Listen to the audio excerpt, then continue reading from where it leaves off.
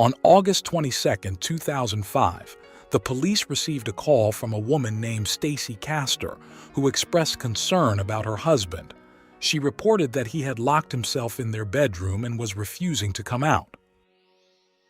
When the police arrived at the couple's home, they forced the door open and found 48-year-old David Castor dead, sprawled across the bed. It appeared he had ended his own life by drinking antifreeze.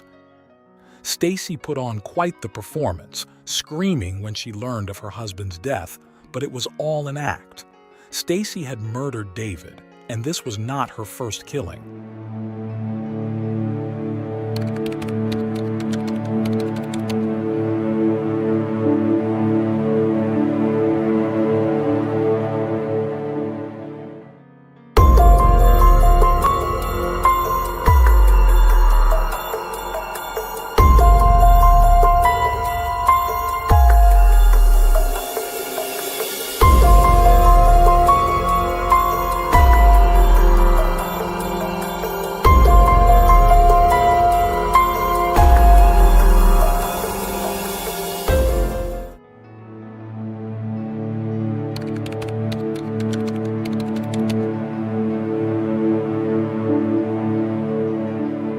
Stacy Ruth Daniels, who would later be known as Stacy Castor, was born on July 24, 1967 in Clay, New York.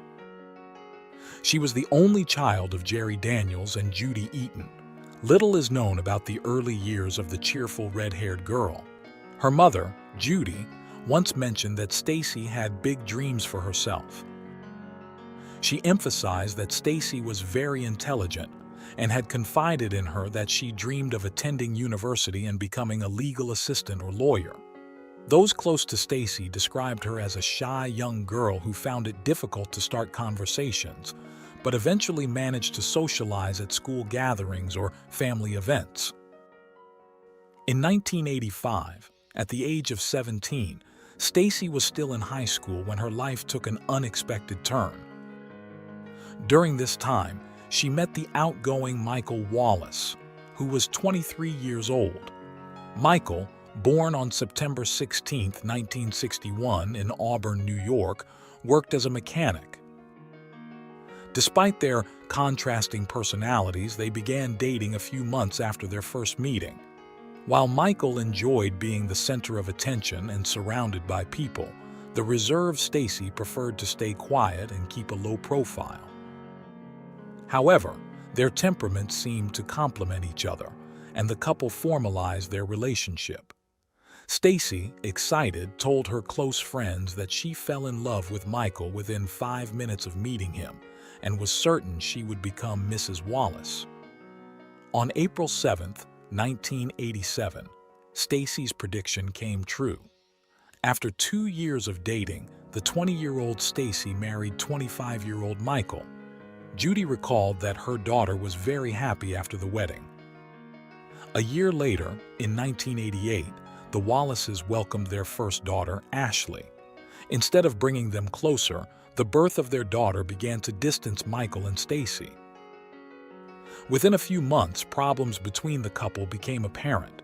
Stacy, a stay-at-home mom, relied solely on Michael's income, which created financial strain with the arrival of another mouth to feed. 3 years later, in 1991, the couple had their second daughter, Bree. Rather than bringing joy, the new baby did not improve the tense family atmosphere. Stacy began accusing Michael of favoring their younger daughter, creating a family divide with two sides. Michael was closer to Bree, while Stacy formed a stronger bond with Ashley. It is unclear if the sisters' relationship was affected by their parents' preferences. Ashley and Stacy started having a relationship that was more like best friends than mother and daughter, a fact they both were very proud of. In the following years, the arguments between Michael and Stacy became more frequent, making the situation unbearable and leading to their separation. Rumors soon spread about the reasons behind their breakup. Stacy accused Michael of drug and alcohol abuse, allegations that were never confirmed. Others suggested that both were having extramarital affairs, a theory that also remained unproven. Friends of the couple attributed the distance to Stacy, starting to work as an ambulance driver at night, while Michael spent all day repairing vehicles. Despite both having jobs, their financial problems persisted. Although they were separated, Stacy and Michael had not finalized their divorce, possibly holding on to the hope that things might improve between them.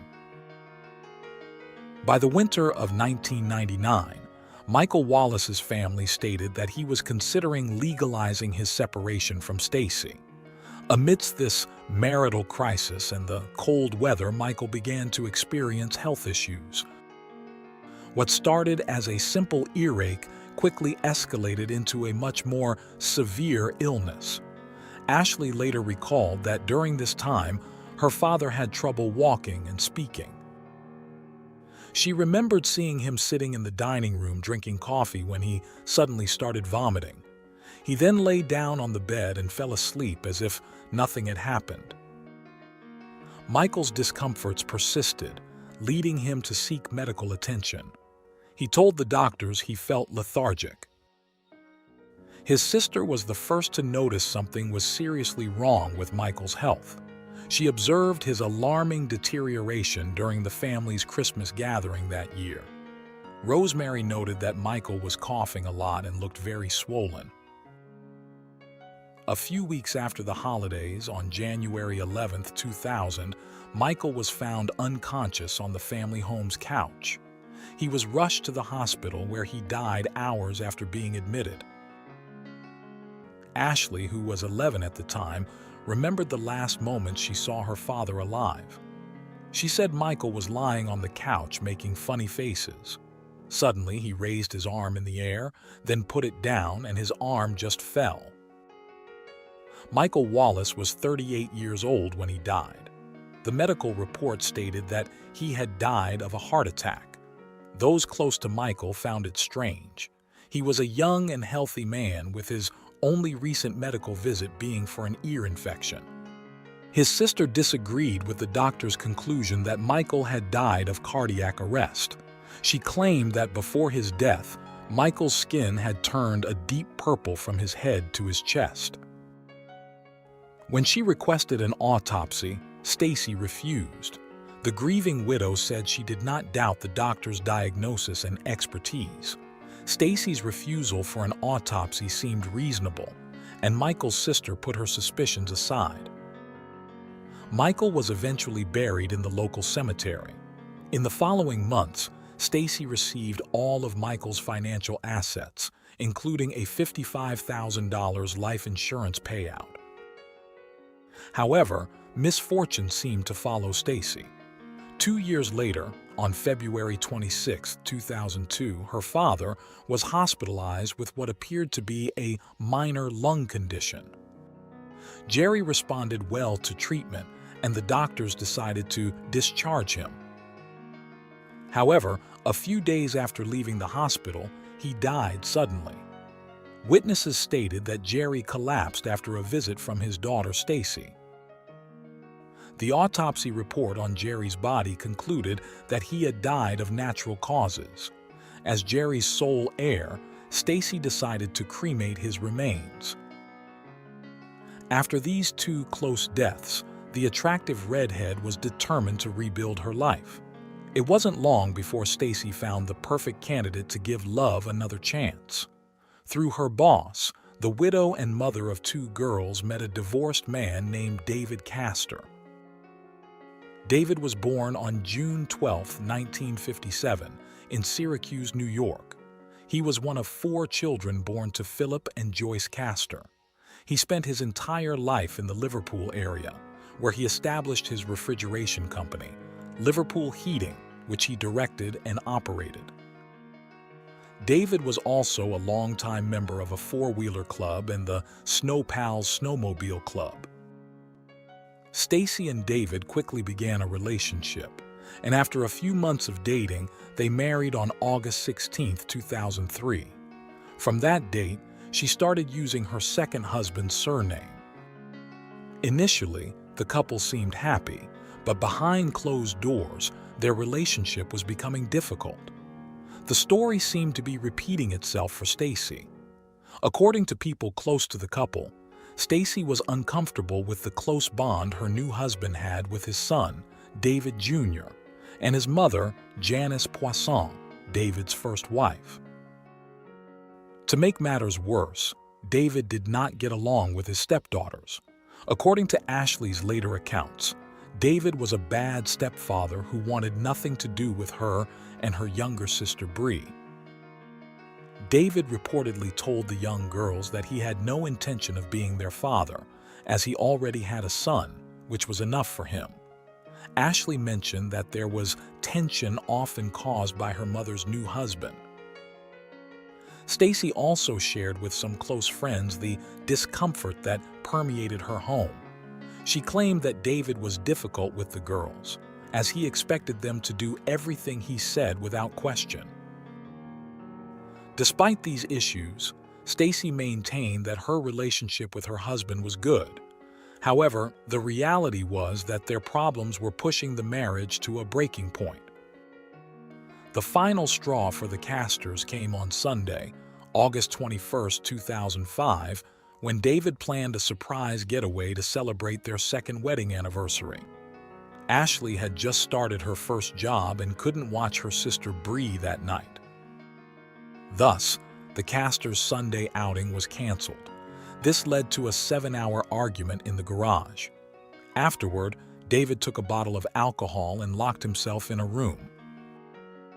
The next day, Monday, August 22nd, Stacy was still upset, so she went to work without entering the room where David had spent the night.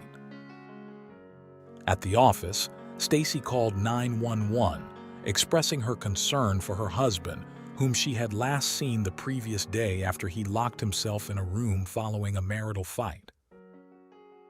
The police arrived at the house shared by the couple and Stacy's daughters.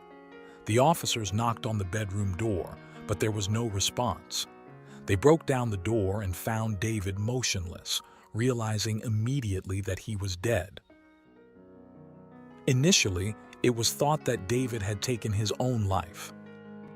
However, during a routine inspection of the house, officers found a dropper in the kitchen trash, which seemed unusual. They then discovered 2 half-full glasses on the nightstand beside the bed where David lay. One contained a bright green liquid identified as antifreeze, and the other had cranberry juice. Under the bed, they found a container of antifreeze, a substance used to cool vehicles. Due to its high toxicity, it is considered very dangerous and is forbidden to ingest.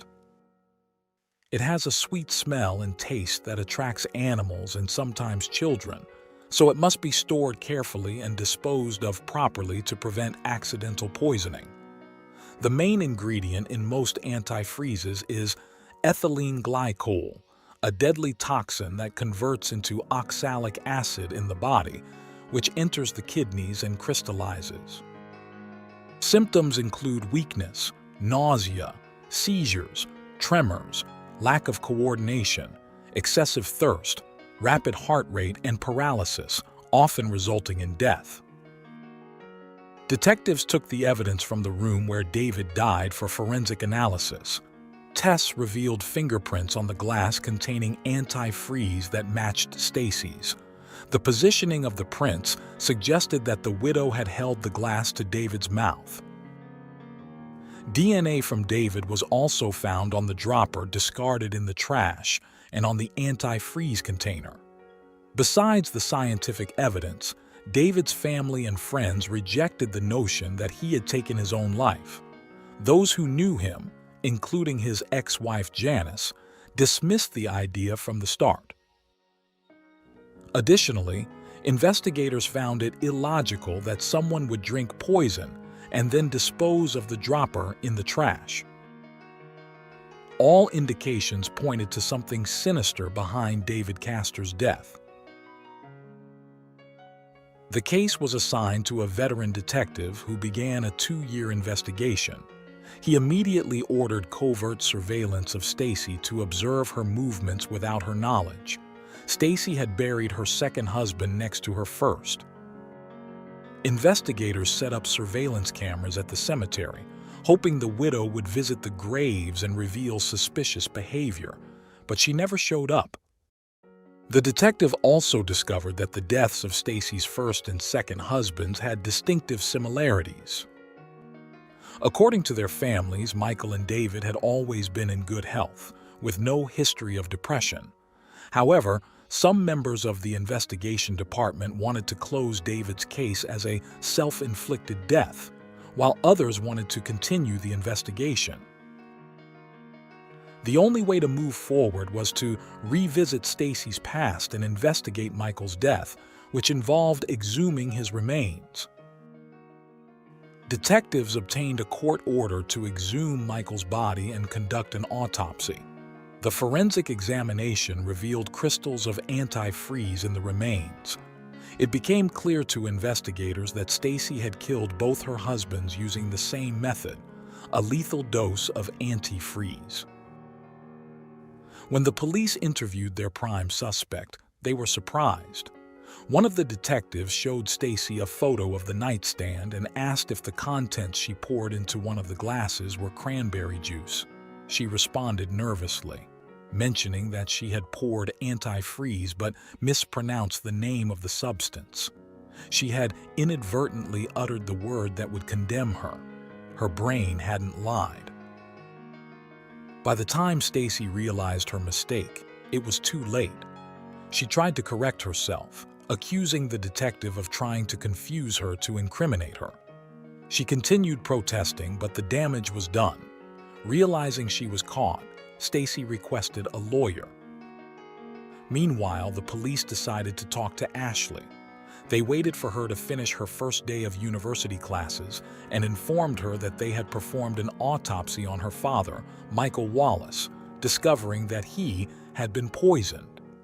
Ashley later recounted that she broke down in tears and was furious when the officers told her they had exhumed Michael. It was difficult for Ashley to accept that her father's memory was being disturbed.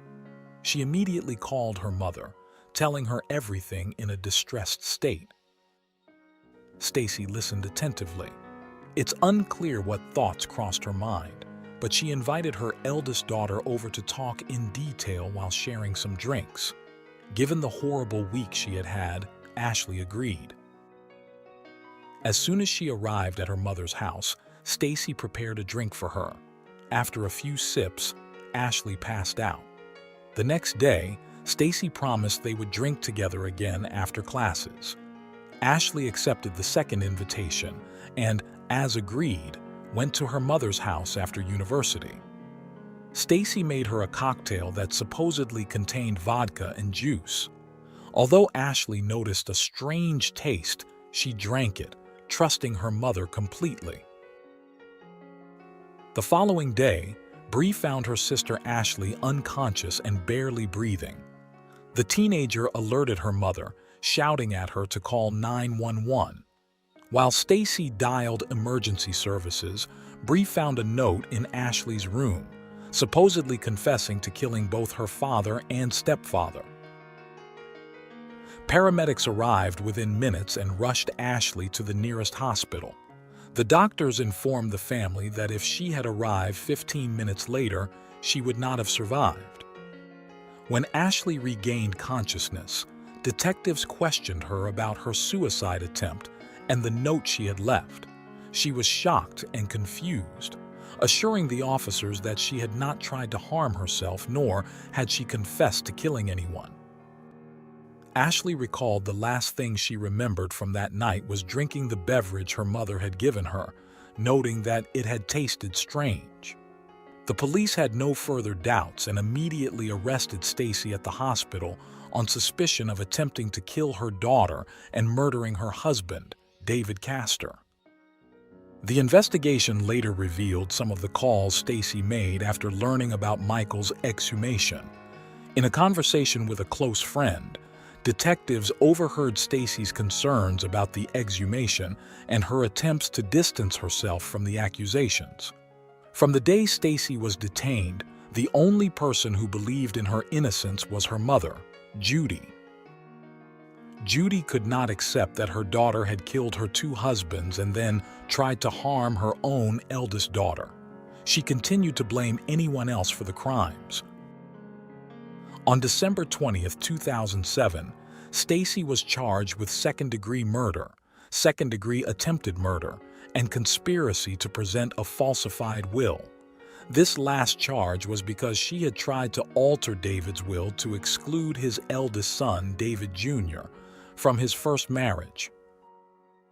On September 25, 2008, 3 years after David's tragic death, the judge ruled that Michael's death could be presented as evidence in the trial.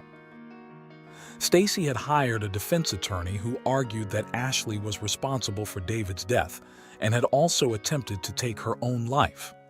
On January 12, 2009, Stacy Castor's trial began. She faced an initial sentence of 25 years to life in prison. The jury heard testimony from over 50 witnesses and deliberated for 3 days. From the first day of the hearings, Stacy maintained that she was innocent of all charges. She claimed that David had taken his own life because he had been depressed for several days over his father's death and because they had argued the day before. A detective testified at the trial, detailing the results of the 2-year investigation. He explained that he had spoken with his colleagues about Michael's death to gather more information. They confirmed that there were certain similarities in the deaths of both husbands. He was told that when Stacy was interrogated before, she claimed Michael had various health problems. However, upon reviewing and consulting Michael's medical records, they found that the only significant issue he had in his 38 years was a hernia. During the trial, it was detailed that antifreeze poisoning is excruciatingly painful, indicating that both Michael and David likely suffered greatly in their final moments. A police officer highlighted that the forensic pathologist who performed Michael's autopsy after his exhumation reported finding antifreeze crystals in his remains. The detective also explained that, in addition to surveillance cameras, they had wiretapped Stacy's phone. It was through one of these calls that they learned she had visited the cemetery a few days after Michael's body was exhumed. The county district attorney stated that investigations determined Ashley had consumed several cocktails prepared by her mother on September 12 and 13, 2007. Ashley told them that the drinks tasted odd, and her mother gave her a straw to make drinking easier. She then felt dizzy and lay down. On the morning of September 14, 2007, Bree found her sister nearly dead. When Stacy called 911, she told the operator that her eldest daughter had consumed alcohol and a significant number of pills. She also mentioned that Ashley had left a suicide note. The district attorney noted that the medical report on Ashley revealed a cocktail of various drugs, including Lexapro, had been crushed and mixed with vodka in her bloodstream. The jury was also informed that during her initial interviews, Stacy mispronounced the word antifreeze, and when they analyzed the supposed suicide note written by Ashley, they noticed the chemical name was misspelled in the same way. This led them to suspect that Stacy had written the note herself. This suspicion was confirmed by forensic computer examinations, which found 2 drafts of the letter in Stacy's deleted files. These drafts were created at times when Ashley was at university, ruling out the possibility that she had written them. Despite all the testimonies and evidence against her, Stacy continued to assert her innocence. She claimed that her only brush with the law had been a speeding ticket when she was 18. However, the most revealing testimony was yet to come. The prosecution called Ashley to the stand, whose declaration was devastating. She said she could not imagine that her own flesh and blood was sitting just feet away, claiming she had tried to take her own life. In a heated cross-examination, the prosecutor confronted Stacy with recorded phone calls obtained from the wiretap, as well as evidence extracted from her computer. The jury deliberated for 4 days. Finally, on February 5, 2009, Stacy Castor, 41, was found guilty of second-degree murder for the death of her husband, David Castor, as well as the attempted murder of her daughter, Ashley Wallace, and the forgery of David's will. A month later, she was sentenced to 51 years in prison and was incarcerated at a correctional facility for women. She would be eligible for parole at age 88. Stacy had no further contact with her daughters from the moment she was arrested at the hospital where Ashley was admitted. Despite the verdict, she continued to assert her innocence. In May 2009, during an interview for ABC News, she expressed her disbelief upon hearing the verdict. She described looking around, sitting down, and waiting for the moment to leave the courtroom. Before the ABC News cameras, she insisted she had not killed Michael or David and had not attempted to harm her daughter, stating she would never admit to something she did not do. For the television report, the reporter also spoke with Ashley, who declared that she hated Stacy for ruining so many lives, but still loved her because she was her mother. Stacy appealed the guilty verdict. Her defense attorney spent nearly 2 years searching for evidence pointing to a different killer. Stacy suggested it was easy to blame wives for crimes against their partners, but claimed children were also capable of such acts, pointing to news stories as evidence. She remained adamant that the truth would come to light, the evidence would prove her innocence, and she would eventually return home. But none of this happened. Judy visited her daughter every month in prison, maintaining Stacy's innocence. She also ceased contact with her 2 granddaughters. In an interview with ABC, Judy stated that if evidence ever emerged proving Ashley committed the crimes, she would apologize for the rest of her life. On the morning of June 11, 2016, after serving 7 years and 4 months of her sentence, Stacy Castor, dubbed the Black Widow by the media, was found dead in her cell at age 48. Authorities ruled out suicide. The autopsy revealed that Stacy had died of a heart attack. Ashley graduated from university with near-perfect grades. She and her sister continue to try to move forward with their lives.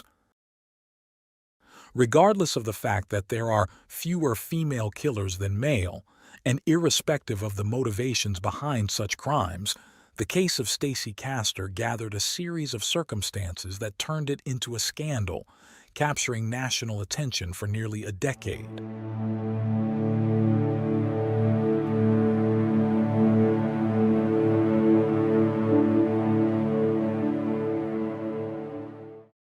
Thanks for tuning in to Unreal True Crime. If you're intrigued by mysteries from around the world, check out our new channel, Latin Crimes, where we dive into the gripping true crime stories of Latin America. Don't miss out. Subscribe now for more thrilling investigations. Can you tell me what a lie is? It's not the truth. Can you tell me what the truth is? It's not a lie. If I told you your mother was in the courtroom here today, would that be the truth? No, so. That would not be the truth. Why is that? Because she's not in the courtroom? No, so. Okay. Where is your mother? Jail. AJ, So. when is the last time that you saw your mother? Do you remember? No, so. Has it been a long time? Yes, so. That woman sitting right there between them, have you ever seen her before? Yes, so. Who is that? My mother. Now you recognize your mother? Yes, so. AJ? AJ, Yes, so. Give me your hand. All right.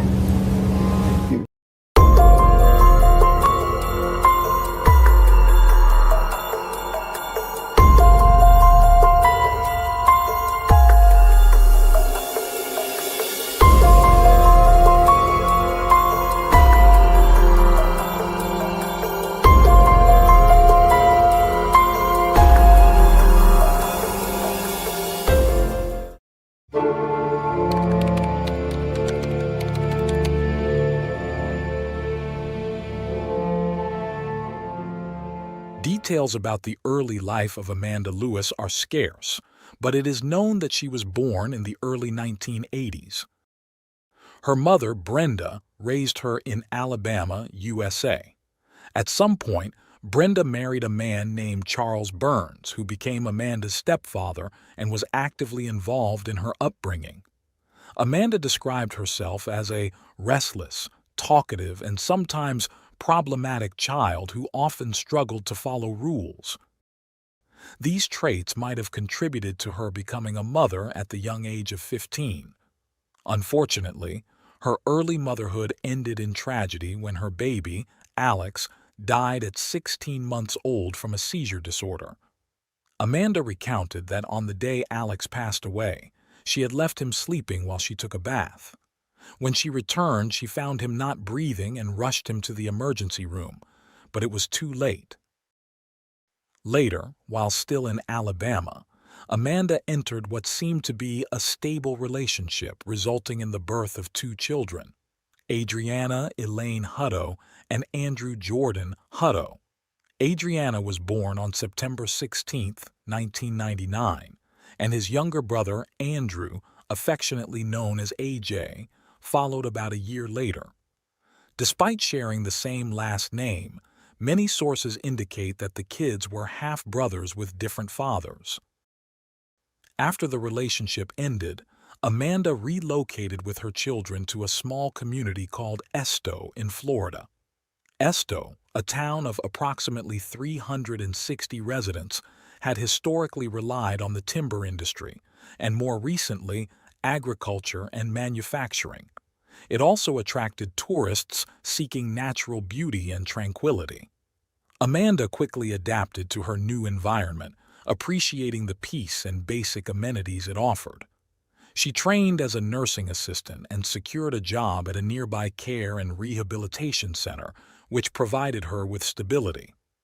Despite the semblance of a stable life with a steady job, a simple home, and her 2 children, Amanda faced significant challenges.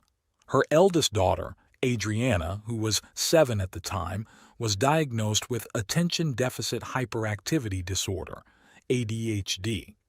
ADHD is a common neurodevelopmental disorder in children, characterized by difficulties in maintaining attention, impulsivity, and high levels of activity. Amanda found it challenging to form a close and calm relationship with Adriana, who required medication to manage her symptoms. The difficulties with Adriana contrasted with her relationship with AJ, which seemed to be less strained.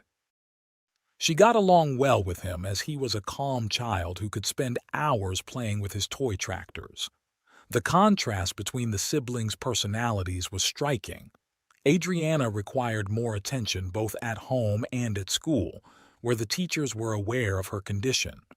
However, this did not prevent Amanda from being called in on several occasions because her daughter had gotten into fights with other classmates, used foul language, or caused some sort of trouble. Additionally, Adriana occasionally wet her pants. Despite these setbacks, her teacher noted that her behavior was improving, and she was a smart girl who loved to read. At home, Adriana displayed the same behaviors, leading Amanda to frequently resort to time out as a form of punishment. This practice involves removing the misbehaving child from the area where the incident occurred, placing them in a separate spot, and leaving them alone to calm down and, if possible, reflect on their actions. However, as Amanda later admitted, not all moments were reflective. On some occasions, she used physical punishment to curb her daughter's misbehavior. At some point, Amanda met a new partner, a young man named Alan Carnley who also came from Alabama. He had just come out of a failed relationship, from which he had 2 children. It appears that Alan's breakup was amicable, as there were no custody issues, and his children frequently visited and spent time with him and his new family. The events that unfolded in the summer of 2007 would change their lives forever. The family lived in a refurbished trailer on a spacious plot of land. That summer was particularly hot in Florida, so Alan decided to buy a pool to help beat the heat. The pool provided an opportunity for family fun, as his kids were also visiting at the time. The pool excited everyone, and the couple set strict rules for Amanda's younger children, prohibiting them from using it without an adult present. Amanda even removed the ladder to prevent the kids from accessing the pool unsupervised, storing it in the shed to eliminate any temptation. On Wednesday, August 8, 2007, early in the morning, Amanda returned home exhausted after a night shift at work. Eager to catch up on lost sleep, she decided to take a nap before starting the day's family activities, which included shopping for school supplies.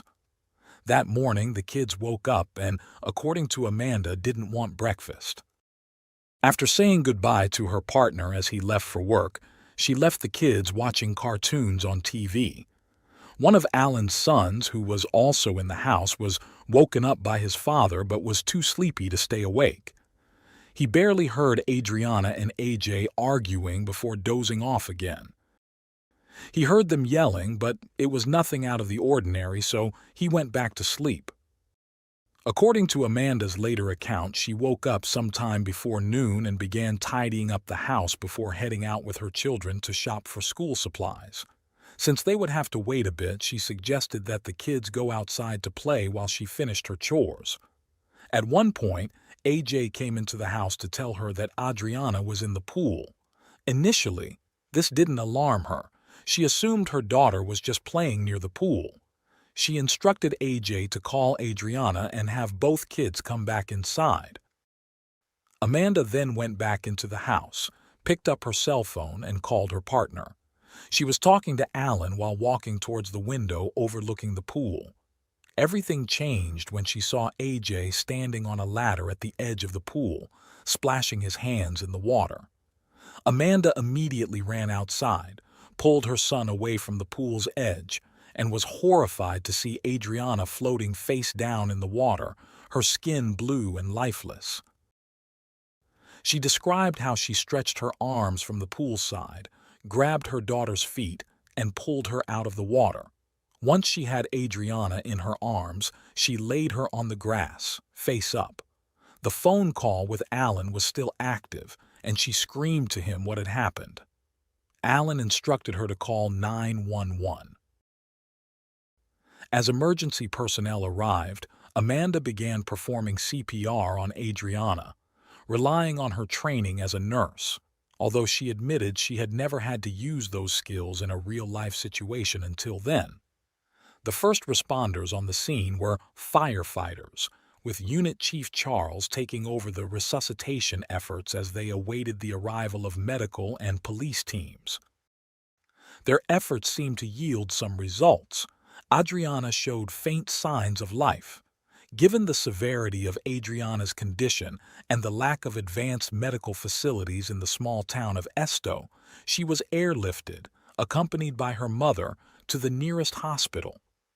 Amid all the commotion, Alan's son woke up and, looking out the window, saw the frantic efforts to revive his stepsister.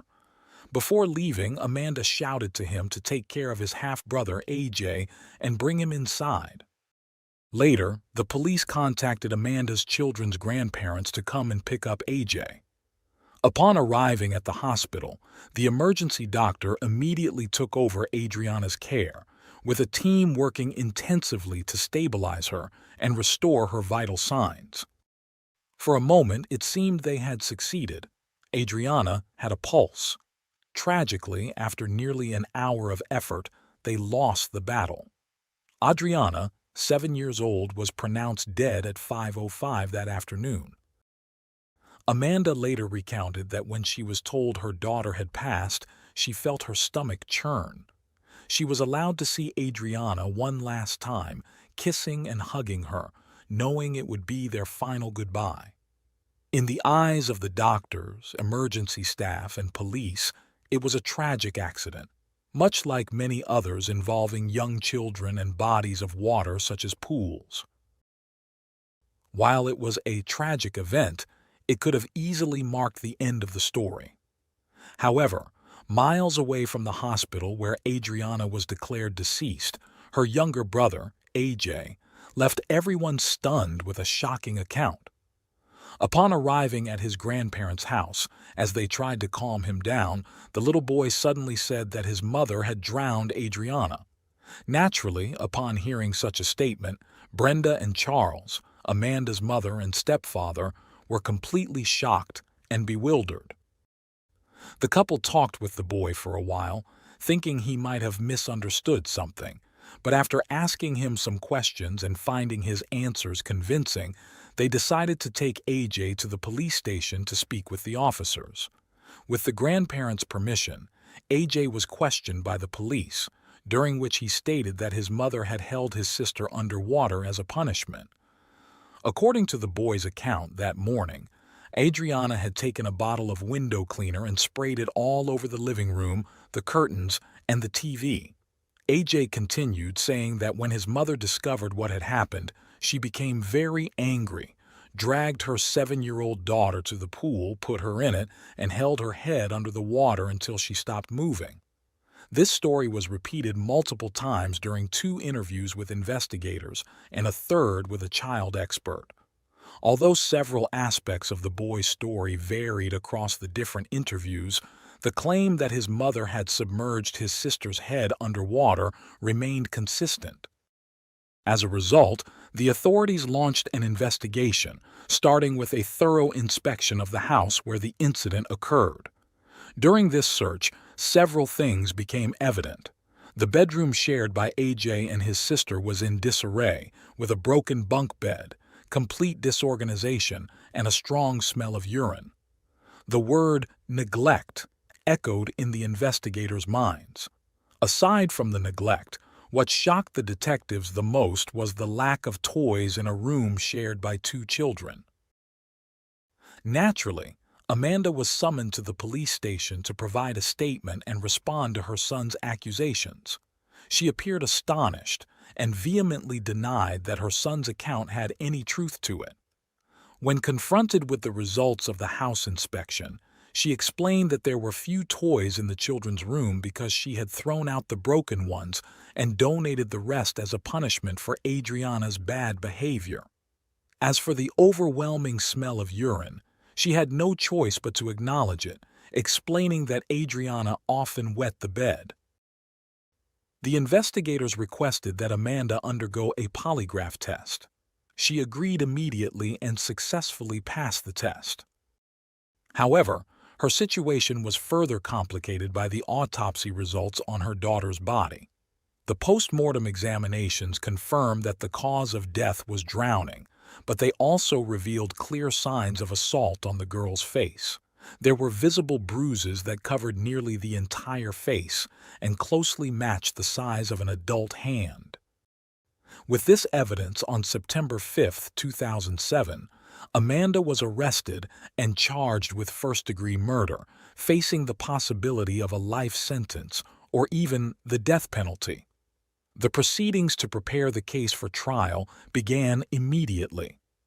Although the authorities offered Amanda a plea deal, which would have required her to plead guilty to manslaughter in exchange for a 10-year sentence, she refused and chose to face trial for the charge against her. In the months leading up to the trial, investigators scrutinized all of AJ's statements to ensure that the young boy was not fabricating or confusing events.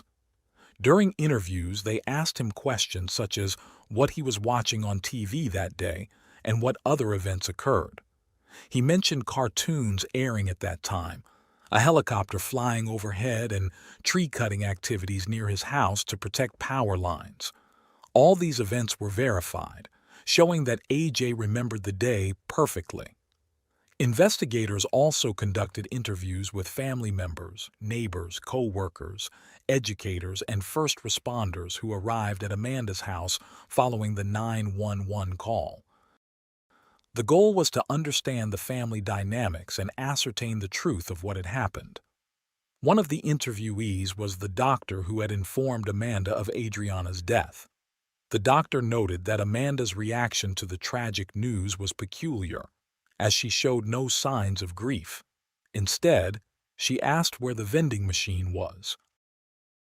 With all the evidence gathered, the case went to trial on February 9, 2008.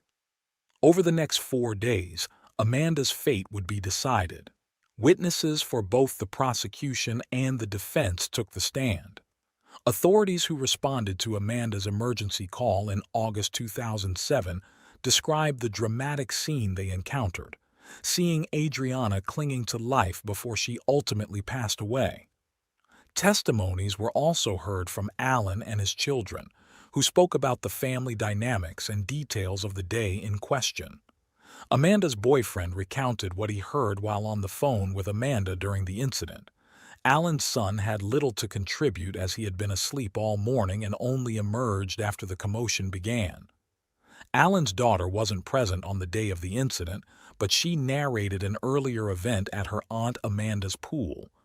She described Amanda trying to teach Adriana to swim despite the child's terror, at one point threatening to let her go.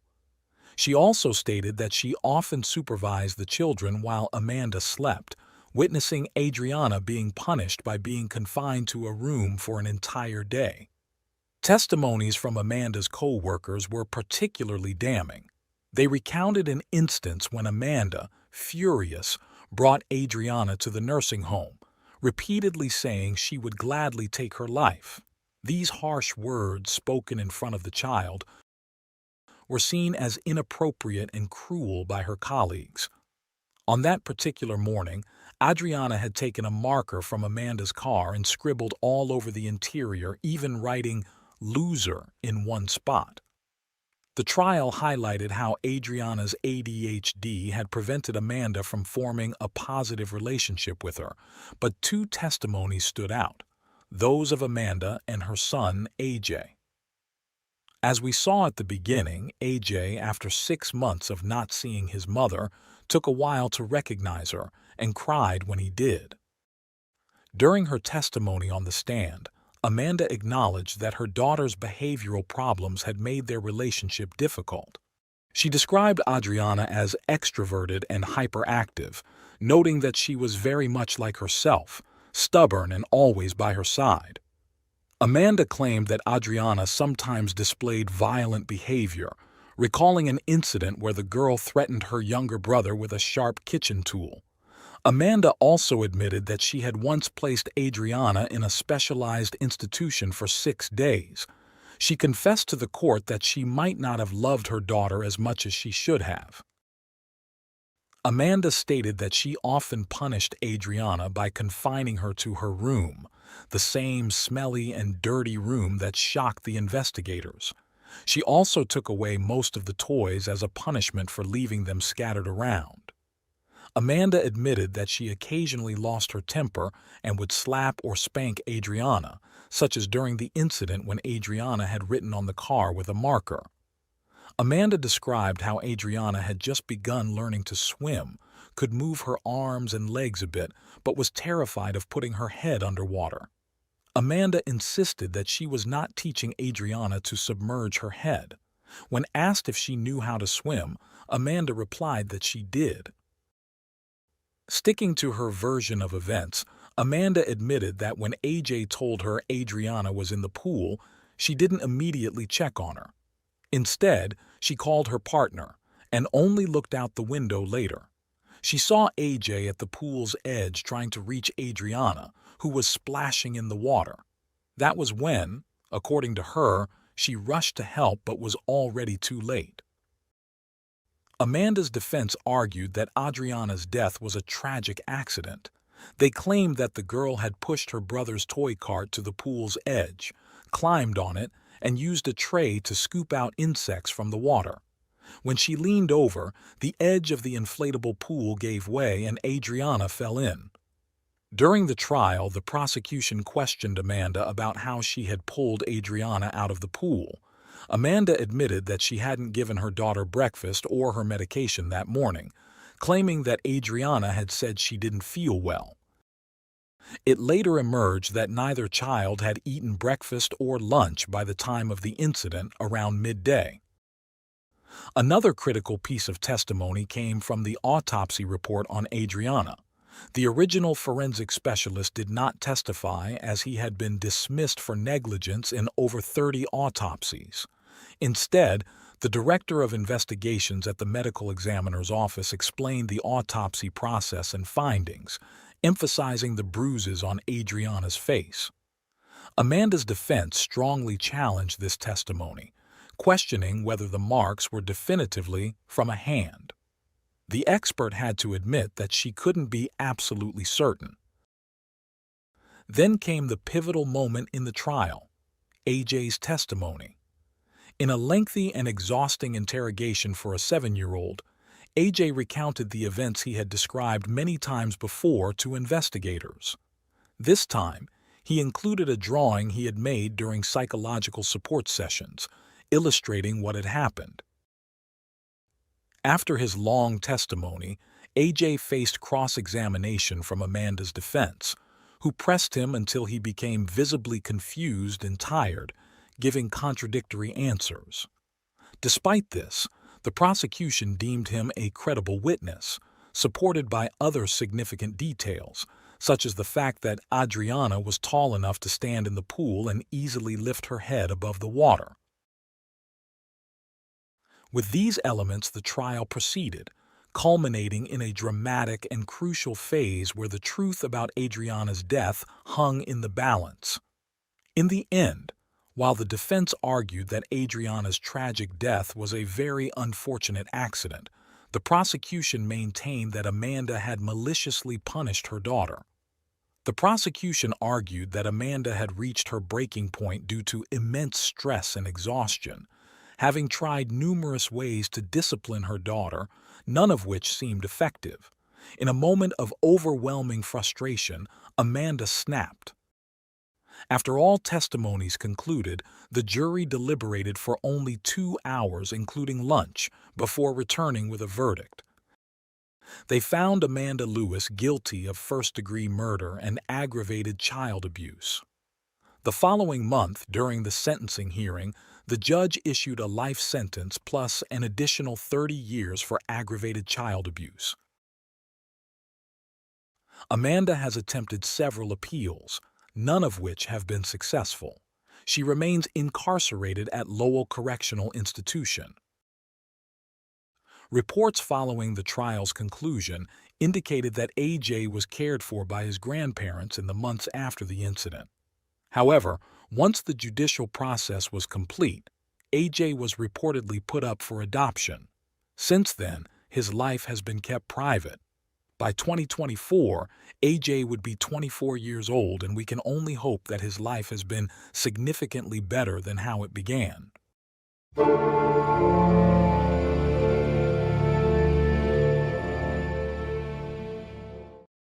Thanks for tuning in to Unreal True Crime. If you're intrigued by mysteries from around the world, check out our new channel, Latin Crimes, where we dive into the gripping true crime stories of Latin America. Don't miss out. Subscribe now for more thrilling investigations. On a quiet October afternoon in 2005, a tragic accident shattered the lives of everyone involved. 14-month-old Kyle Lazarchik was found unresponsive in his home, his tiny body marked with mysterious injuries. The young nanny, Ada Quadros, frantically dialed 911, but what happened next would change her life forever. As paramedics raced to the scene, the grim reality of Kyle's condition became evident. Despite Ada's desperate attempts to save him, the baby's injuries were severe. But what could have caused such a tragedy? The answers seemed elusive.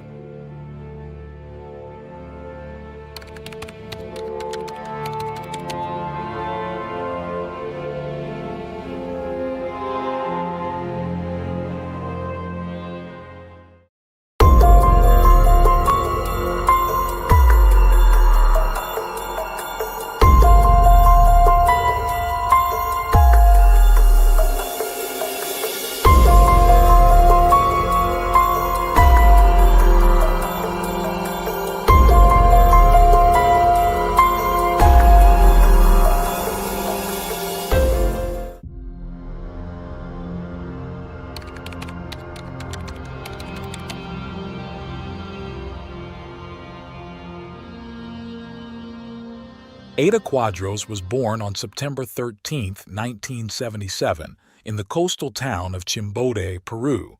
She was the first child of Victor Quadros, a veterinarian, and Luz Fernandez, a teacher. Ada was the eldest of 4 siblings and consistently excelled academically, even winning knowledge contests. She had a happy childhood filled with dreams of self-improvement. Ada later recounted that she spent much of her childhood with one of her sisters on their grandparents' farm, enjoying the close connection with nature and animals. This period was one of the happiest times of her life. Although Ada's family wasn't poor, they were not wealthy either. During her teenage years, she looked for ways to contribute financially. Together with her sister and a friend, she formed a group to entertain at children's parties. After high school, Ada enrolled in a private university to study law. Unfortunately, her financial situation did not allow her to continue, and she had to drop out. Despite this setback, Ada was determined to succeed and support her family. With this goal in mind, she applied for a U.S. visa through the lottery program. Like many young people from Peru and other Latin American countries, Ada saw the United States as a land of opportunities. She was determined to move there, work hard, earn a better income, and pave the way for a brighter future for herself and her family. Her family was thrilled for her. They sold some belongings and did everything possible to gather enough money for her journey. Her destination was Texas, where she initially planned to stay with some relatives. In early 2004, she began working as a waitress in a restaurant. After some time, she joined a company that placed nannies in households. This is how she met the Lazarkick family. The Lazarkick family consisted of Father Michael, commonly known as Mike, Mother Renee, their eldest daughter Alyssa, and twin boys Ryan and Kyle. Little is known about the family's background except that they married in 2000. Shortly after their wedding, Renee became pregnant with their first daughter, Alyssa. Just 4 months after Alyssa's birth, Renee was expecting again, this time with twins Kyle and Ryan. The Lazarkick couple wanted to hire a trustworthy nanny to take care of the twins when Renee returned to work. Alyssa was already comfortable in a daycare she attended daily, where she had made several friends, so they decided she would continue going there. The couple interviewed several candidates, and Ada stood out as the best option. At 27 years old, she was young but not a teenager. She appeared healthy, strong, well-mannered, and cheerful. Renee wanted Ada to start immediately so she could spend a few weeks with her, explaining the household routines, where things were, and what was expected of her. She also wanted to observe how Ada handled the young twins, who were just over a year old. The family had one specific request. They needed assurance that Ada could commit to staying with them for 18 months, and Ada committed to this arrangement. Initially, it was agreed that she would only spend the day at the Lazarkick household, but after some time, they asked her to live in, and Ada agreed. From then on, she only left on weekends to stay at her uncle's house. Everything seemed to go smoothly. The Lazarkick family was pleased with Ada's work and grew fond of her, trusting her completely. Numerous photos captured happy moments with the smiling young nanny holding the twins. However, everything changed in the summer of 2005. Ada informed the Lazarkick family that her uncles were returning to Peru before moving on to Germany. Ada was prepared to go with them and had already purchased her plane ticket for October 29th of that year.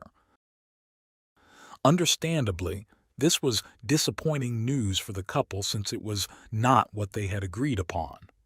Eventually, they understood and only asked Ada to stay until they could find a replacement. They even requested her help in searching for and selecting her successor. Ada agreed, but from that point on, she no longer stayed overnight at the Lazarkick home.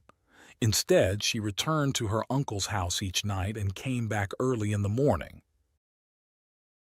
Given the change in circumstances and Ada's impending departure, the Lazarkic family scheduled interviews with several nanny candidates for Wednesday, October 12th.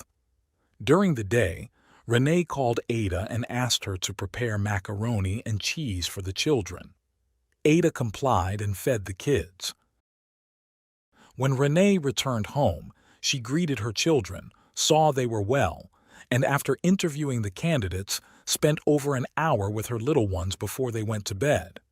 Nothing seemed out of the ordinary. However, at 5 a.m. on Thursday, October 13th, Kyle woke up crying, which was unusual. The twins were typically heavy sleepers and never woke up on their own. It always took someone to wake them. Nonetheless, Renee got up, went to the twins' room, picked up Kyle, and soothed him until he fell back asleep. She then returned to bed. 2 hours later, at 7:30, Mike went to the children's room, woke them up, hugged and kissed them, and left them in Ada's care before heading to work. Renee woke up just before 9:30 and spent some time with the twins.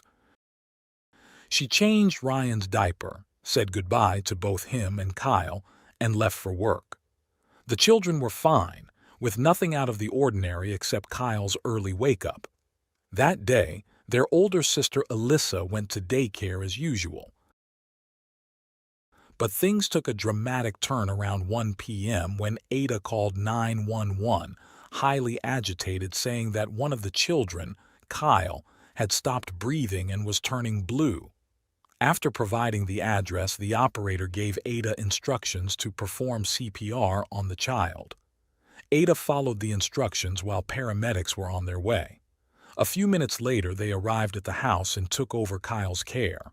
They asked Ada what had happened, and she, very distressed, explained that after lunch, she had put Kyle in his crib and returned to get his brother. But when she got back with Ryan, Kyle started vomiting and stopped breathing. While paramedics attended to Kyle, Ada called Renee to inform her of the situation, giving her a different version of events. She said that after feeding the children, she took Kyle out of his high chair and, as usual, placed him on the playroom floor while she fetched his brother. But when she returned, Kyle was vomiting. She went to the kitchen to get a bowl to catch the vomit, and when she returned, Kyle had fallen. She said she picked him up, took him to the sink, and performed the maneuver Renee had taught her in case one of the children stopped breathing. But it didn't work, and she also attempted CPR. After initial treatment, the paramedics transported Kyle to the nearest hospital. When Renee arrived at the house, the ambulance with her son had already left, but the police were still at the scene. Renee took Ryan, the other twin, and asked Ada to accompany them. They followed the police, who escorted them to the hospital. During the drive, Renee called her husband and they met at the medical center. A few minutes later, the doctors decided to transfer Kyle by helicopter to the Dallas Children's Hospital. The Lazarkics returned home, left Ada to care for Ryan, and headed to the Dallas Children's Hospital. Ada asked them to keep her informed about Kyle's condition. On the way to the hospital, Renee started worrying that Ada might be too nervous to look after Ryan properly, so she called a friend to assist the nanny at the house.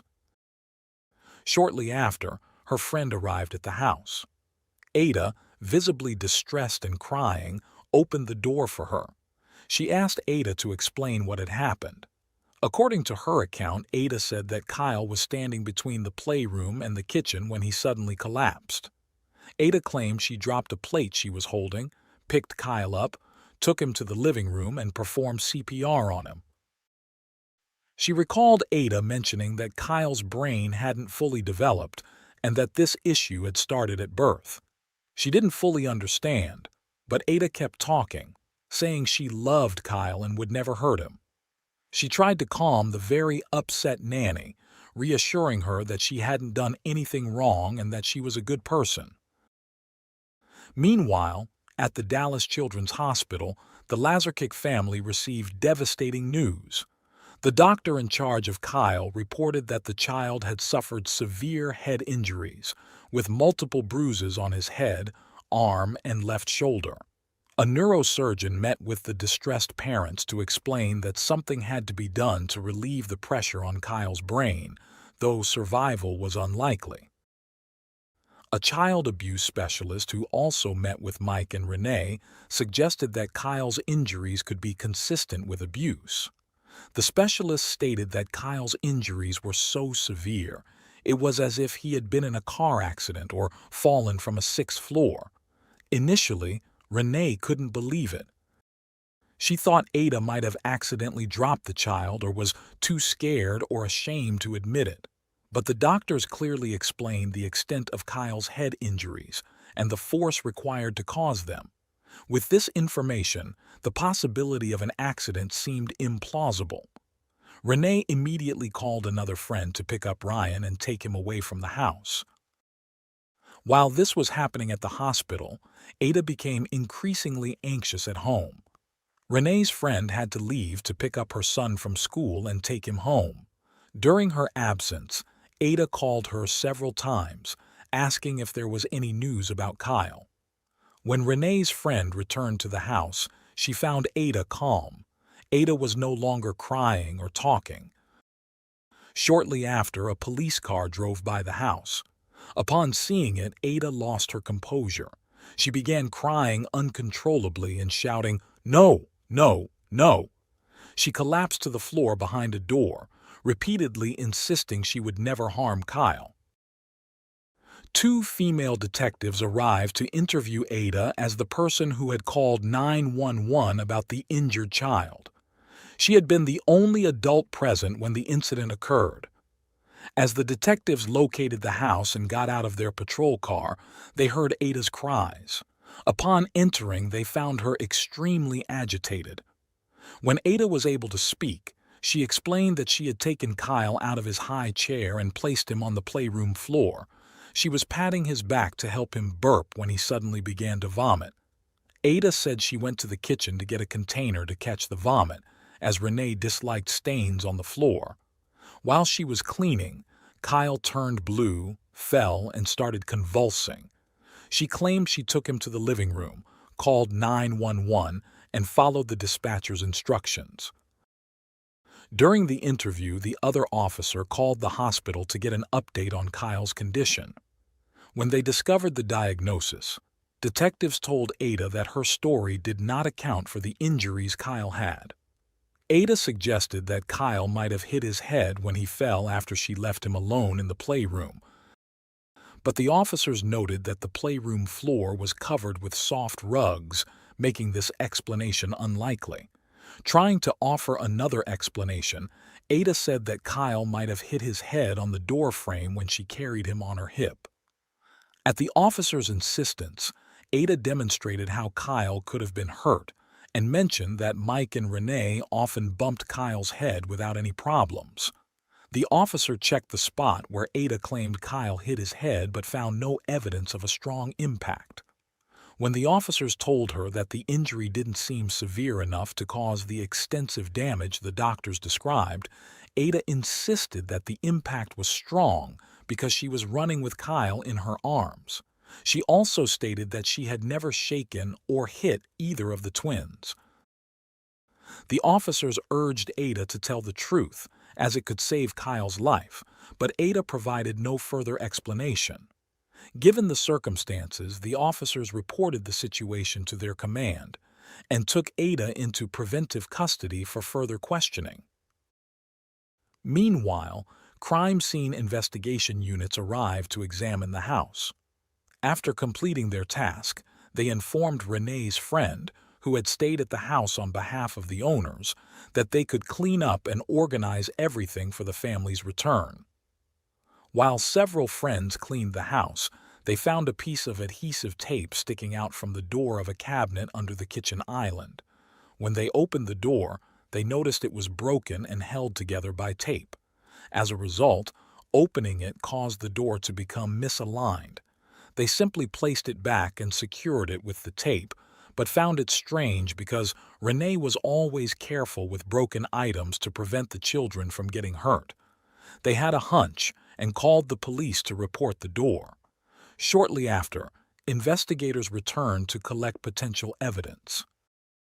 Later, when questioned about the cabinet door, Renee stated that she frequently used that door and had never seen it held with adhesive tape. By Friday, October 14th, all of Mike and Renee's hopes had vanished. The doctors informed them that Kyle was brain dead and had no chance of recovery. Amid indescribable pain, the couple authorized the removal of life support, after which Kyle passed away. 3 days later, on October 17th, the detectives interviewed Ada in prison, where she was accused of premeditated assault on a minor. This time, Ada claimed that the day before the incident, she was preparing the macaroni and cheese that Renee had requested. She had Kyle sitting on the kitchen counter, and the child fell, landing head first on the kitchen floor and hitting his head hard. Ada said she picked him up and checked for injuries. The only thing she noticed was redness on his ear and the right side of his head, so she applied cold compresses and gave him a pain reliever. When the interrogators asked why she hadn't told this to the other officers, Ada said she thought they wouldn't believe her. She mentioned that she didn't tell Renee because when she arrived home from work, she complained of a severe headache. Ada said Renee suffered from migraines and had requested that the lights be turned off and the house be kept quiet. The interrogators asked if she had fallen with the child, which she adamantly denied. During that interrogation, Ada learned that Kyle had died, and she cried for the rest of the interview. Ada was brought before the courts, where a judge charged her with aggravated homicide and set bail at $750,000, which was beyond the means of Ada or her family, so she remained in custody until the trial. At that time, the police indicated that she might be charged with premeditated actions, which could carry the death penalty. The case of Kyle's death went to trial in the second half of 2005. The doctor who examined Kyle at Dallas Children's Hospital testified that when he received Kyle, the child was already unconscious. He described multiple hematomas on the right side of Kyle's head, as well as bruises on the left side of his head and shoulder and both arms. Additionally, there were 2 small hemorrhages forming hematomas on the right temple. Kyle had 3 main areas of hematomas on his head, indicating 3 separate impacts. He added that the bruises were relatively recent, one possibly 12 to 16 hours old. Internally, Kyle had brain and retinal bleeding, indicative of severe trauma, even though there were no broken bones. The brain tissue was notably swollen, and the pressure inside Kyle's head was 90 millimeters of mercury, whereas the normal level is 20 millimeters. Based on these findings, he concluded that Kyle had suffered severe traumatic events consistent with blunt force trauma, possibly from someone hitting his head against a hard object. He suggested the type of injuries could result from shaking and swinging a young child's head against a solid object, like a kitchen cabinet door. A Dallas County forensic expert testified that the autopsy revealed multiple overlapping small hematomas on Kyle's scalp, along with a couple of punctate abrasions on the right temple, separated by over a centimeter. There were also 4 or 5 pairs of similar lesions on his head. His brain showed significant hemorrhage and swelling, with retinal hemorrhages in both eyes, requiring substantial force to cause such injuries. She concluded that the cause of death was severe head injuries from blunt force trauma, agreeing that Kyle's head might have been struck multiple times against the wooden door of the kitchen cabinet. She ruled out the possibility that Kyle had merely bumped into a door frame or fallen from the kitchen counter. Another critical testimony came from a forensic analyst who measured the distance between the fasteners on the broken kitchen cabinet door and found it matched the punctate abrasions on Kyle's head. This expert also analyzed the adhesive tape used to repair the cabinet door and discovered 2 DNA traces, one of which had a much higher contribution and matched Ada's DNA. The lesser trace could not be identified. After hearing from the experts, it was Mike's turn to testify. He stated that Kyle was fine on the night of October 12th and the morning of October 13th with no bruises. He also mentioned that he prepared breakfast that morning, opening and closing the kitchen cabinet doors to get utensils and food, and that all doors were in perfect condition, including the one later found inexplicably repaired with tape. The parents shared that they had breakfast with the children and played with blocks, with the twins crawling around a playhouse. Based on all the evidence, it was easy to conclude that the events leading to Kyle's death occurred when no other adults were in the house except Ada. The case prosecutor stated that the exact circumstances of what happened to Kyle might never be known for sure, but based on the evidence presented at trial, she painted a possible scenario. Perhaps Kyle didn't want to eat his lunch, and Ada, feeling frustrated or distracted by watching a soap opera, might have taken him out of his high chair without noticing the cabinet door was open.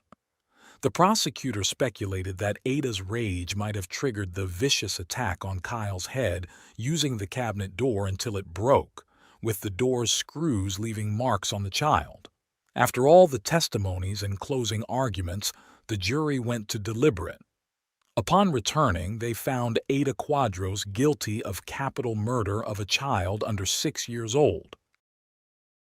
As the verdict was read, Ada's mother, Luz Fernandez, who had traveled from Peru when her daughter was arrested, stood up and shouted that she would free Ada because she was innocent. She proclaimed that there was no evidence to convict her daughter and vowed to start over and appeal. After the jury members left, Kyle's parents showed photographs and videos of their deceased son, recounting his brief 14 months of life from birth to the last photo taken days before his death. Family members spoke about Kyle, while others simply couldn't stop crying. Ada was sentenced the following year in 2006 to life imprisonment without the possibility of parole. For Ada and her family, giving up was not an option. Her parents immediately started a campaign to appeal the sentence, arguing that Ada's conviction was based on racial prejudice and ineffective public defense. However, appealing required money for legal representation and process costs, which the family did not have. Undeterred, they sought support from various sources, including the Peruvian government, the Peruvian and Latino communities in the United States, and solidarity organizations in Peru. In prison, Ada maintained her innocence and took every opportunity for interviews to assert it. Their persistence paid off, and in 2009, Ada's legal representation filed an appeal, citing 5 specific errors in the initial trial. After reviewing the case, the appeals court dismissed 3 of the claims but agreed with 2. This was enough for the judges to overturn the conviction and annul the trial due to irregularities. Following this decision, Ada's family began another fundraising effort to cover the $100,000 needed for a new trial. It took another 3 years to prepare for the new trial, which began on July 10, 2012, with the selection of 12 jurors from over 100 candidates. The trial took place in Collin County's Justice Hall. The defense argued that Kyle had fallen from the kitchen counter on October 12th, injuring his head, and the situation worsened the next day when Ada, running with the child in her arms, accidentally struck his head on the doorframe. This time, the defense presented testimony from a forensic expert with 40 years of experience. He suggested that some of Kyle's bruises might have been caused at the hospital during catheter insertion to assess brain swelling. The prosecution fiercely challenged this testimony. David Gardner, an employee of the kitchen cabinet manufacturer, also testified for the defense. He proposed alternative explanations for the broken cabinet door, though he didn't entirely rule out that Kyle's head could have been struck against it. A poignant moment in the trial was Mike's testimony, where he described Kyle's last 2 days connected to numerous tubes and machines, eventually being taken off life support and dying in his parents' arms. The defense argued there wasn't enough evidence to convict Ada, but the prosecution highlighted the medical findings and the numerous times Ada changed her story. After the sessions concluded, the jury deliberated for 5 hours, even requesting to listen to the 911 call recordings again. Ultimately, they once again found Ada Quadros, then 33, guilty of capital murder and sentenced her to life imprisonment without parole. Back in prison, Ada joined the prison volleyball team, learned Braille, and won an art contest with a drawing of the Virgin Mary, which she auctioned to raise funds for a new appeal. Ada, from her cell, maintains her innocence, her spirit unbroken as she and her family continue their fight for an appeal, seeking a chance to prove what they believe to be the truth.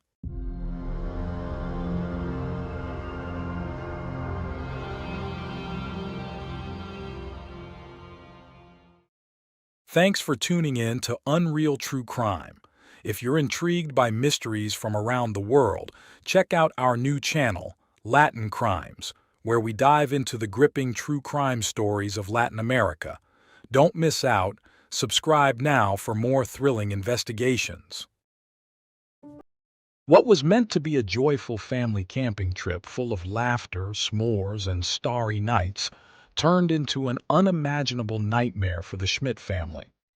In the early hours of July 22, 2022, an unknown assailant brutally murdered 3 family members while they slept in their tent.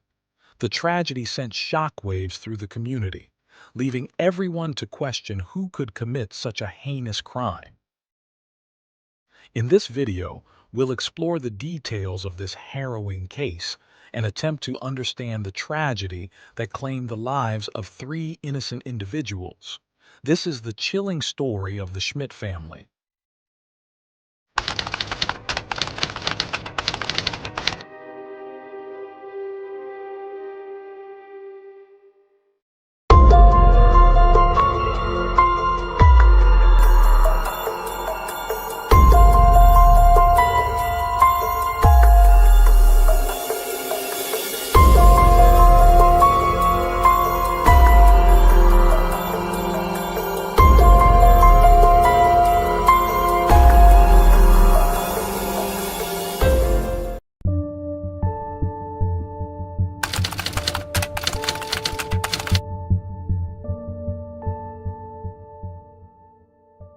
Tyler Schmidt was born on November 13, 1979, in Iowa, USA. He grew up in Cedar Falls, a city known for being home to the University of Northern Iowa.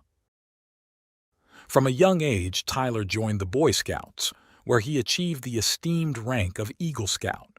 This experience ignited his lifelong love for nature and camping. Tyler especially enjoyed the camps organized by the Lutheran Church, which encouraged family gatherings. While he learned to play the trumpet in his free time, his true passion lay in adventure and sports. He participated in cross-country running and was a member of the swim team at Northern Iowa High School in Cedar Falls. Additionally, he enjoyed canoeing, hiking, and snowshoeing. His interest in computing led him to Missouri, where he studied computer science at Truman State University. There, he not only earned his degree but also met Sarah, who would later become his wife. Sarah was born on March 27, 1980, in Kansas City. She spent part of her childhood near St. Louis with her siblings Karen, Jane, and Adam.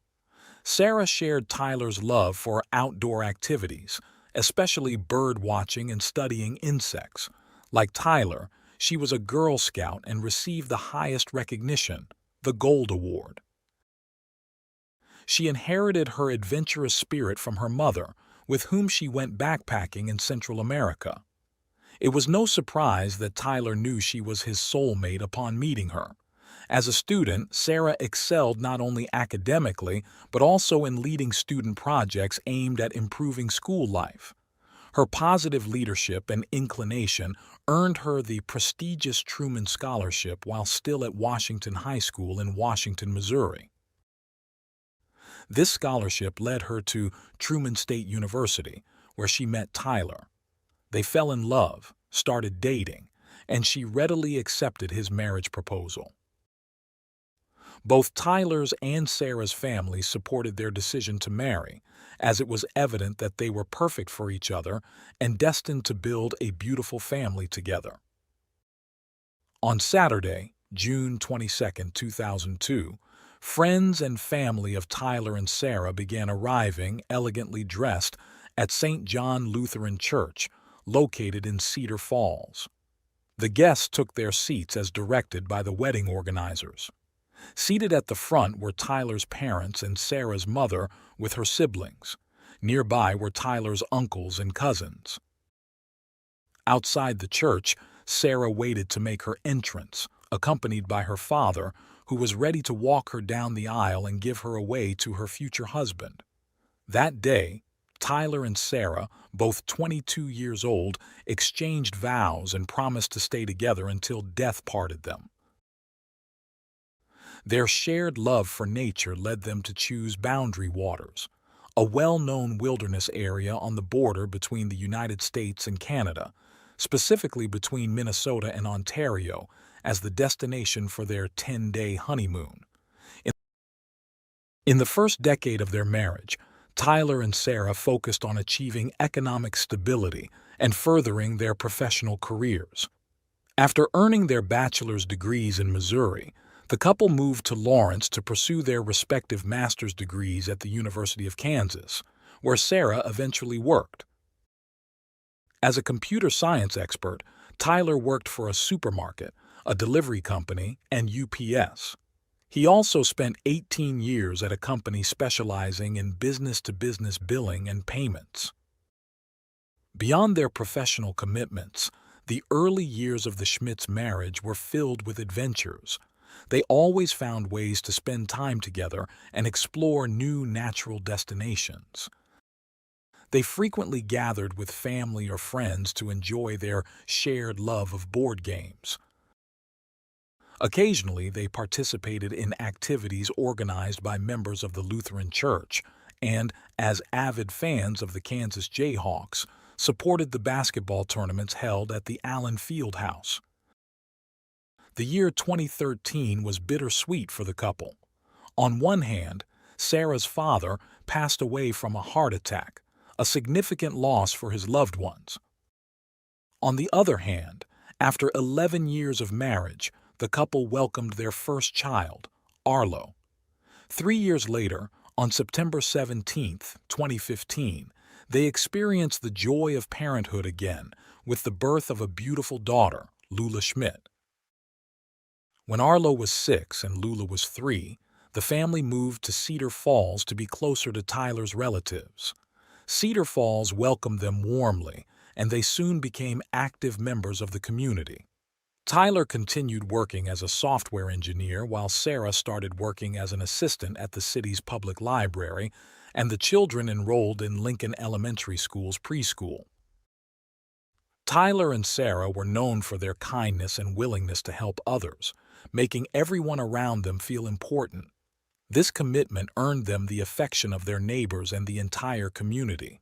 The same was true at the library where Sarah worked. Her warmth and friendly demeanor quickly made her well known and appreciated both inside and outside the library. The couple made sure to instill in Arlo and Lula the same passion they had for outdoor activities and nature. In 2021, they began camping with their children, and despite their busy schedules, the children loved these outings so much that the parents made time for them whenever possible. By mid-2022, Sarah was working long hours. Nevertheless, in June, she took a day off to celebrate their 20th wedding anniversary and planned to take another day in July to go on a family vacation. She had to finish a project for the library before July 26th, but was determined not to let it interfere with the family's plans. During the week of July 11th, Sarah mentioned to Caddy, her brother Adam's wife, that she would be camping with the children at Maquoketa Cave State Park, a popular destination for hikers and explorers in Jackson County, Iowa, famous for its 13 impressive caves and stunning natural landscapes. On Thursday, July 21st, the family packed their car and drove roughly 140 miles to reach Maquoketa Caves. Tyler and Sarah, both 42, along with their children Arlo, 9, and Lula, 7, arrived at the campsite before 5 p.m. The camping area was packed, so the Scheimitz set up near the park's entrance. A few hours later, around 7 p.m., another family parked about 200 feet from their tent. This was Joe and Cecilia Sherwin, and their 23-year-old son, Anthony Sherwin, from Nebraska. The Sherwins set up 2 tents, one for the parents and another for their son. They were on their way home after a week-and-a-half camping trip that took them to Michigan's Upper Peninsula. The journey had been enjoyable and had strengthened the bond between Joe, Cecilia, and Anthony. Anthony was always attentive to his parents' needs, and his mother often said he was the best son she could have wished for, kind, sensitive, and an exceptional student.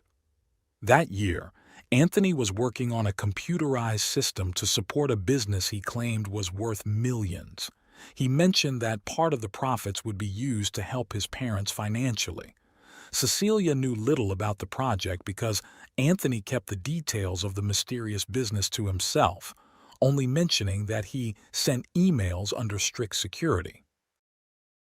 As night fell at Maquoketa Caves, the campers settled into their tents. Before dawn on July 22nd, the park's visitors were jolted awake by the sound of gunshots. Just before the commotion, a man dressed in black entered the Schmitz tent and attacked Tyler and then Sarah. Arlo, who had been asleep, woke up to the sound of his sister Lula's screams. As he turned, he saw blood inside the tent. Terrified, he managed to escape and ran to seek help.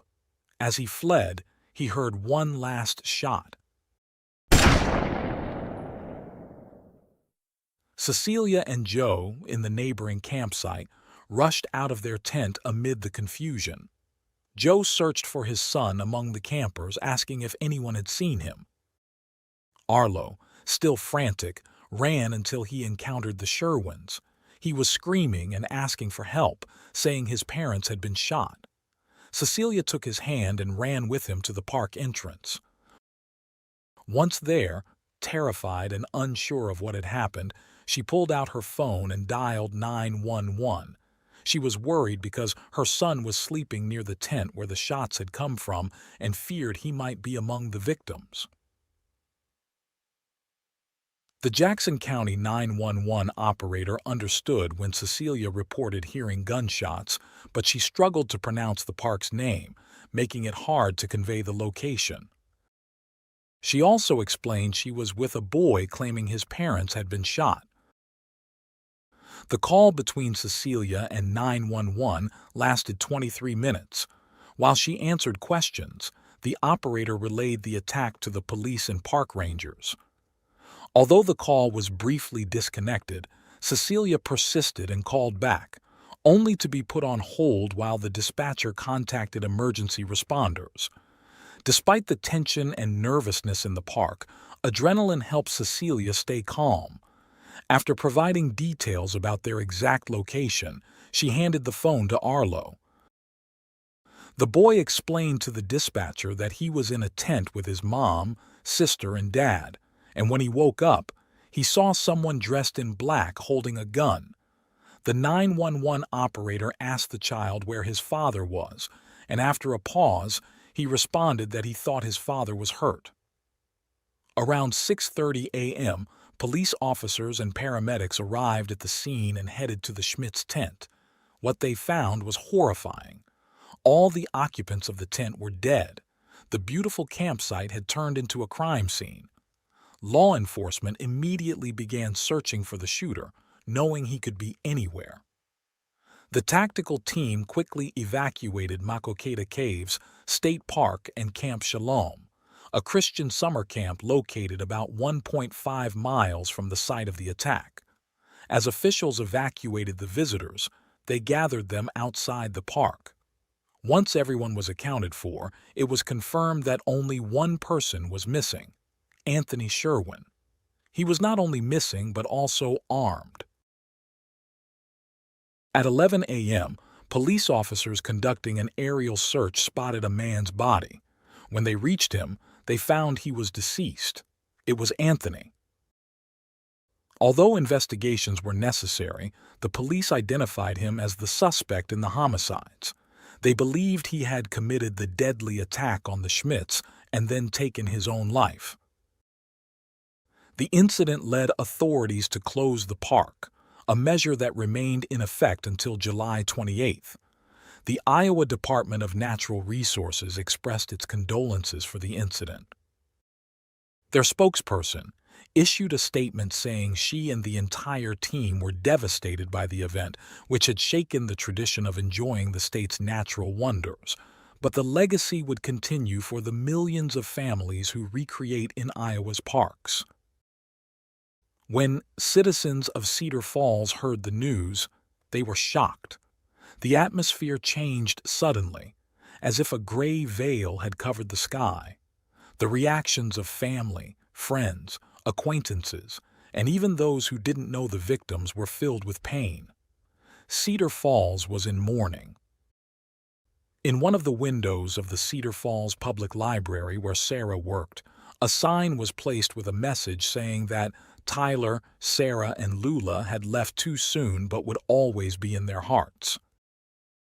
The company where Tyler worked as a software engineer issued a statement describing him as a consummate professional and a mentor to his colleagues who were devastated when they heard about the tragedy. They knew of the love Tyler had for his children and his dedication to sharing his knowledge with little Arlo. The mayor of Cedar Falls also expressed his devastation over the loss of 3 beloved community members on his Facebook wall. He knew Sarah well as they had worked together on a tech project.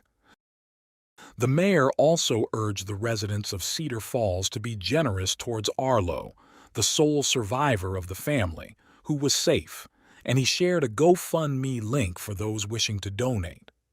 Within a few days, the initiative had raised over $276,000. In response to the tragedy, the local authority ordered the closure of the library for the rest of the day out of respect for Sarah's co-workers. The tragedy also elicited reactions from other political leaders.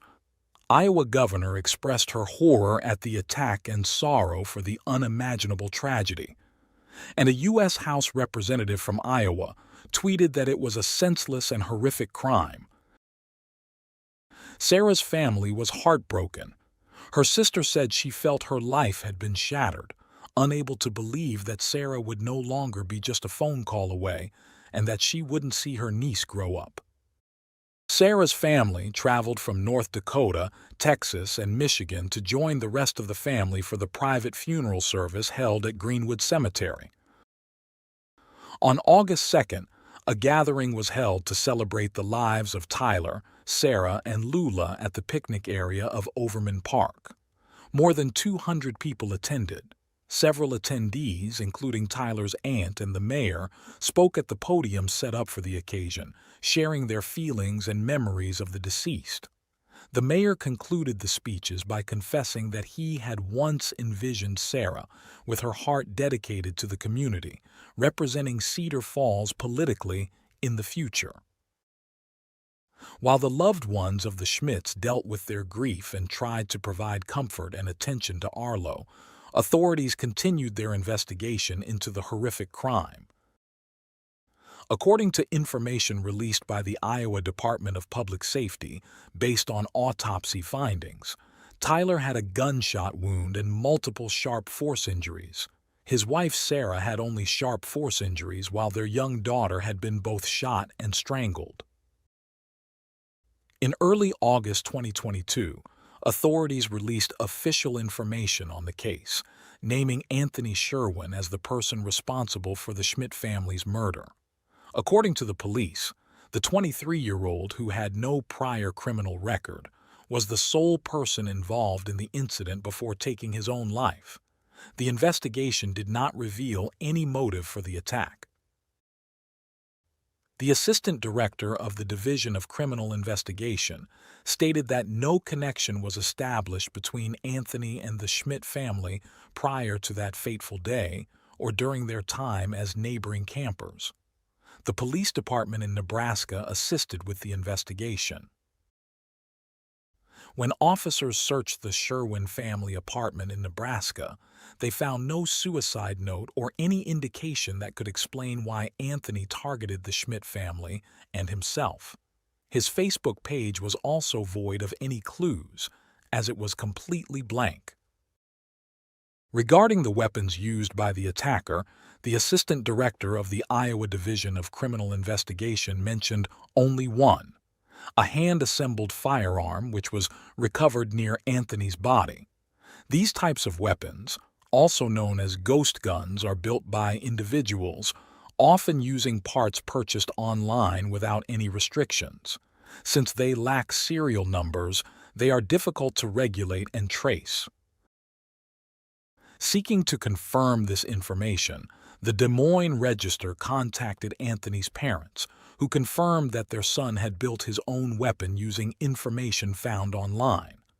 They explained that he did it as a challenge rather than out of a specific desire to own a gun. They also emphasized that Anthony was very responsible and had never harmed another person or animal. Cecilia asserted that their family had never owned guns and that they had decided to acquire them due to the rising crime rates in Nebraska. She added that, due to their lack of experience, they even took classes to learn how to handle them. The parents explained that they brought the homemade gun on the trip for protection against crime and possibly bear attacks, as they had experienced one night while camping. They also mentioned their intention to dispose of it upon returning home. Anthony's parents set out to prove their son's innocence, convinced that he was a victim of homicide and not the killer. According to Anthony's mother, an independently obtained autopsy report indicated that he had been shot twice, not once as claimed by the police. She suspected that the first shot was meant to incapacitate him, but she could not understand how he managed to shoot himself a second time, challenging the authorities' theory of suicide. Another point they raised was the color of the clothing the attacker was wearing. Cecilia recalled telling the 911 operator that the assailant was dressed in black, which did not match what her son was wearing: green shorts she had given him the day before the tragedy. Additionally, Cecilia and Joe reported that the police did not disclose where Anthony's body was found or whether the weapon he allegedly used to take his own life was the same one used against the Schmidts. When they specifically asked investigators if a ballistic test had been conducted to confirm matches, they received no answers. All these concerns were outlined in an email Cecilia sent to the media. In the message, she stated that her son had too many reasons to live and she was certain he would not abandon everything in such a manner. They had not seen any signs of him planning such an attack. In her opinion, Anthony was incapable of killing and had no connection to the Schmidt family. According to the grieving mother, the investigators only responded that it was a random murder. Anthony's parents requested the final investigation report to commission an independent review, but claimed they received no response to this request. In January 2023, a media outlet reported that it had requested public records of the case, adhering to Iowa's Open Records Law and the Freedom of Information Act. The request referenced incident reports, investigation documents, crime scene summaries, and autopsy reports. Devin McClone, from the Office of the Iowa Department of Public Safety Commissioner, responded that the requested records were not public and they could only share the immediate facts and circumstances of the case, which were included in the links provided in the press release. A few days later, the media outlet sent an email to the official, inquiring whether the weapon Anthony used to take his own life matched the one used in the murders. She did not respond. Unless new evidence surfaces to the contrary, the police maintain that Anthony Sherwin was a random killer who viciously shot, stabbed, and strangled 3 beloved members of a Cedar Falls family. In contrast to Cecilia and Joe, their son, whom they described as a kind and studious individual, is innocent and another murder victim. They vow to continue their efforts to prove his innocence. After his traumatic experience, Arlo, the only survivor of the massacre, was taken in by his family in Cedar Falls, specifically Sarah's brother. In an exclusive interview with a local newspaper, Sarah's brother stated that his nephew had been very brave and was in excellent mental health. The GoFundMe page created after the tragedy continues to receive donations to support Arlo's upbringing and to establish an educational fund for his future.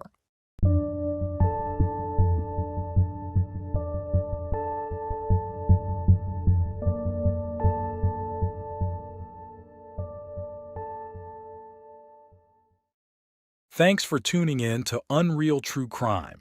If you're intrigued by mysteries from around the world, check out our new channel, Latin Crimes, where we dive into the gripping true crime stories of Latin America. Don't miss out. Subscribe now for more thrilling investigations.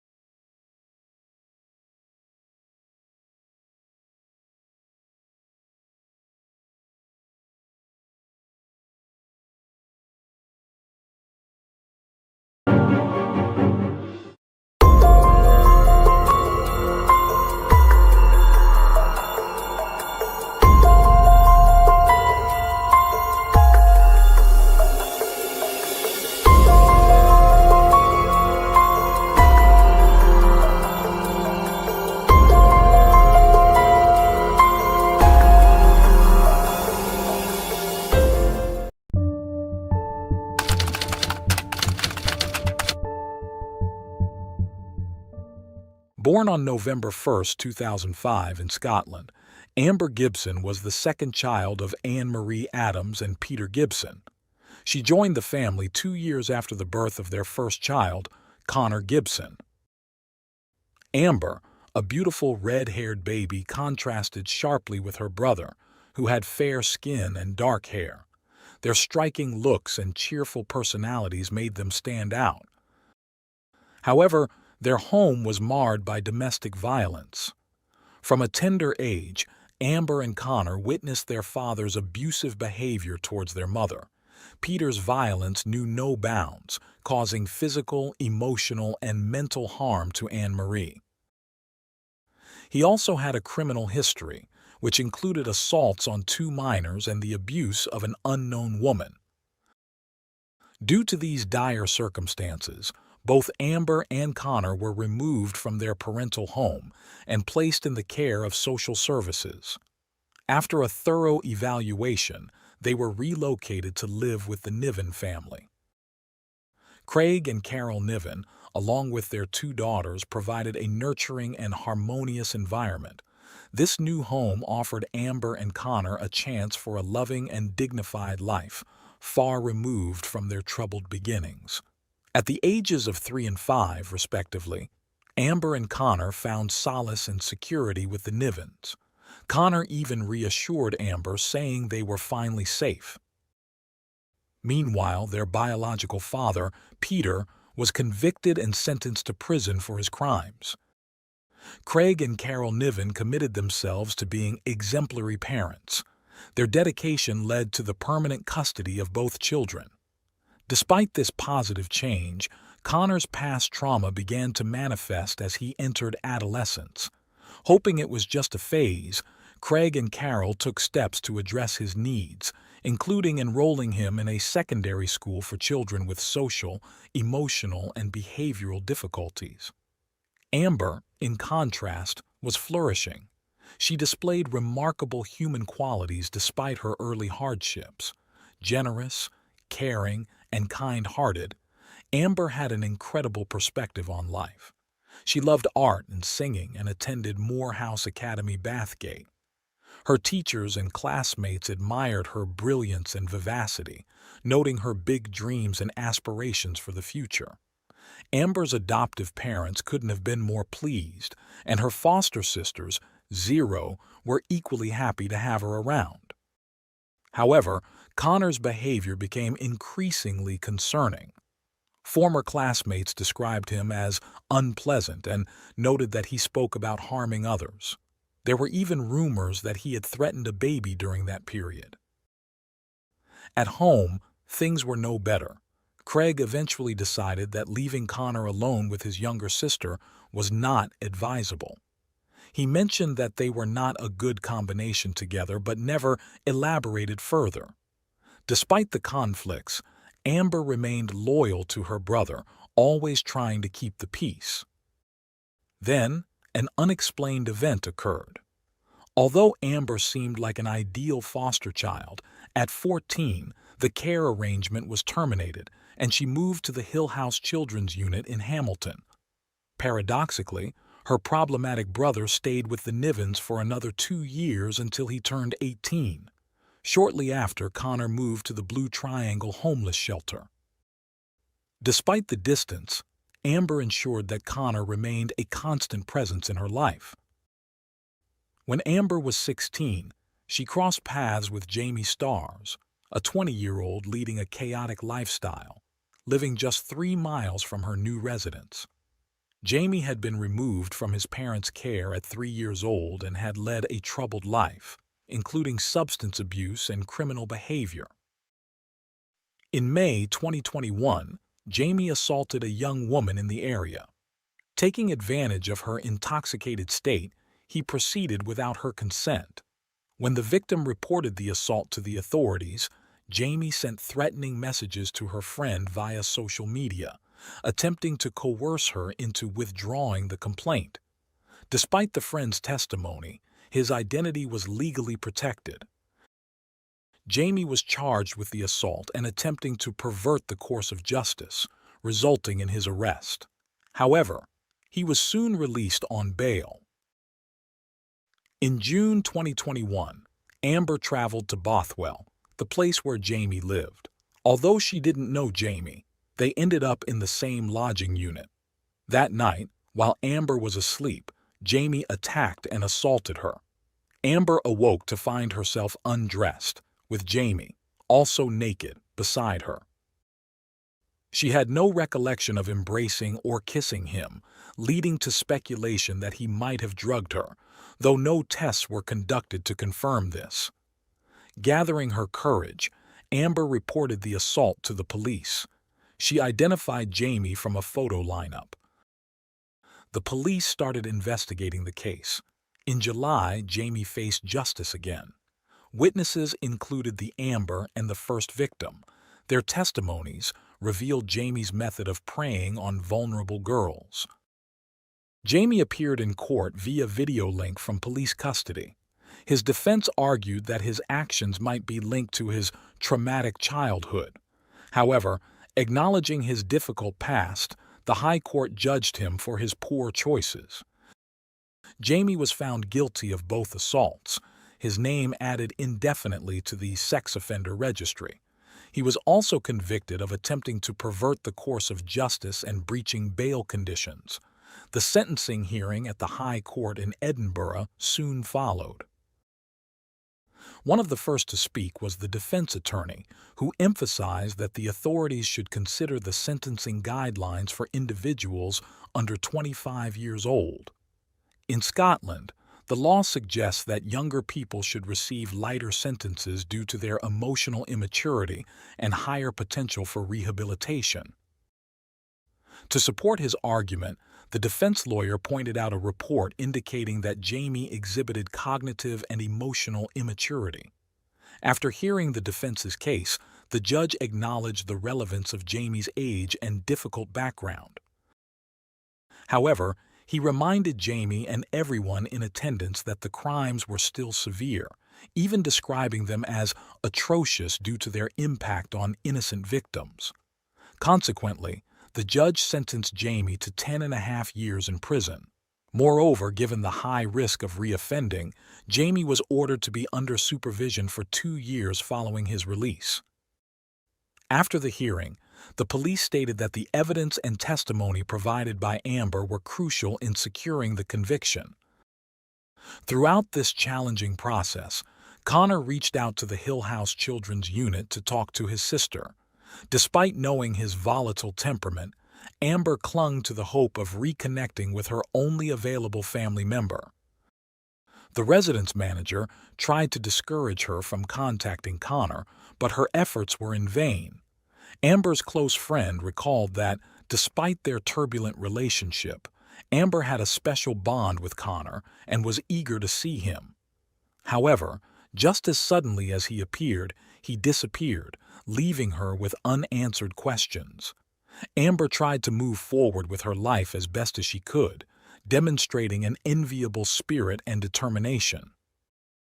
After a few months, Connor resurfaced.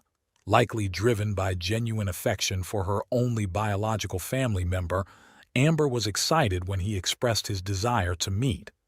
They arranged a time and date and met in downtown Hamilton on the night of Friday, November 26, 2021. Overjoyed by her brother's presence, Amber took a selfie with him and posted it on her social media profile. It was the last time anyone heard from her. Around 10 p.m., security cameras captured the siblings walking together through the streets of Hamilton. At some point, out of the camera's view, Connor attacked Amber. He assaulted her, inflicted severe head and body injuries, and then strangled her until she died. About 90 minutes later, without attempting to hide the body, Connor headed back to the hostel where he was staying. Security cameras recorded his disheveled state, and footage showed him collapsing against a metal barrier. He eventually pulled himself together and disposed of his blood-stained clothes.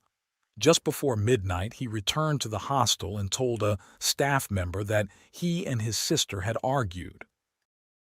Later, another camera showed Connor going to the dumpsters outside the building with a plastic bucket in hand. He also called the Hill House Children's Unit, telling them not to worry if Amber didn't return, insisting that she was fine. Despite his assurances, the authorities reported Amber missing that same night. On Friday, November 26, 2021, retired William Corrigan took his 45-year-old son, Stephen Corrigan, to get a COVID-19 vaccine. Due to a recent fall, Stephen had his arm in a sling and needed extra support from his father. After getting vaccinated, Stephen decided to take a night walk and stumbled upon Amber's abandoned body. Rather than alerting the police, Stephen committed his own heinous acts by desecrating Amber's remains. He then concealed her body among leaves and bushes before leaving. Unaware of Amber's tragic fate, her loved ones and the authorities searched for her everywhere. Meanwhile, Connor sent a cryptic message to a group of 5 friends, saying he needed help with something without specifying details. To create an alibi, he messaged Amber, asking if she was okay. He then told his friends that he had resolved the issue on his own. As the search for Amber continued, Craig and Carol grew increasingly anxious. They hadn't heard from Connor until a call on Sunday, November 28, 2021, when he told them that he and Amber had fought the previous Friday. Later that same Sunday, the police finally discovered Amber's body. Her underwear had been torn, and she had suffered severe head trauma. After securing the scene, investigators searched the area and found Amber's blood-stained shorts and t-shirt in a nearby dumpster. After informing her loved ones of the tragic outcome, the detective team began reconstructing Amber's movements from the last time she was seen to when her life was taken and her body left in the middle of nowhere. At a press conference, one of the detectives appealed to the public for information. He emphasized the importance of understanding the events leading to Amber's fatal attack and urged anyone with information to come forward to help bring closure to her family. Knowing the community's fear and parents' concerns for their daughter's safety, he stressed that capturing the perpetrator was crucial for public safety. He pointed out that Amber was last seen in a busy part of town on a Friday night, suggesting there must have been many witnesses. He called on anyone who saw her to contact the authorities. Following the press conference, some people came forward with potential information, but none provided useful leads. Investigators continued their work, and the forensic pathologist's report highlighted that Amber was found covered in mud and had died from neck compression. Bloodstains found on her jacket were sent for DNA analysis, which revealed a chilling truth.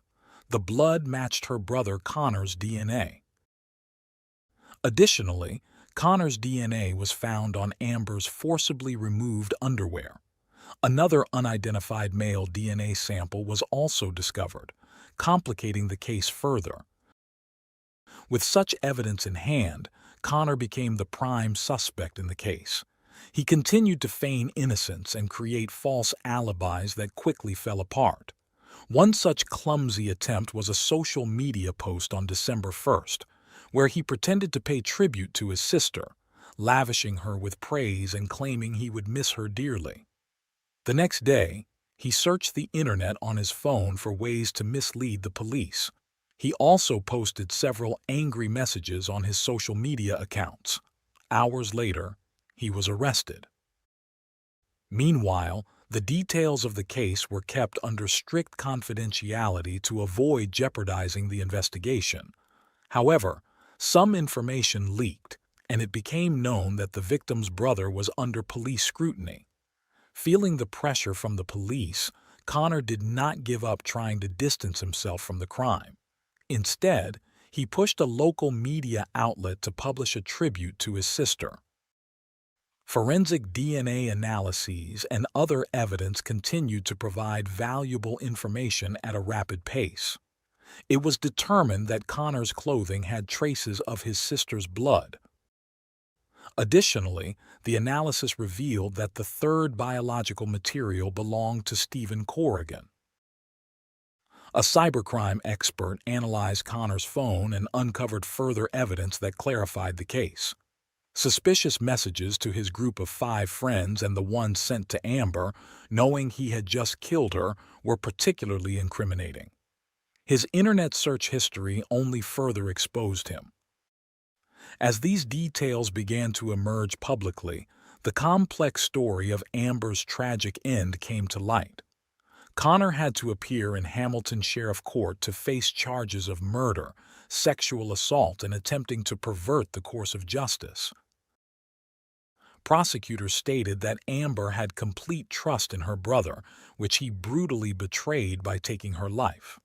The court ruled that Connor should remain in police custody pending further investigations and court appearances.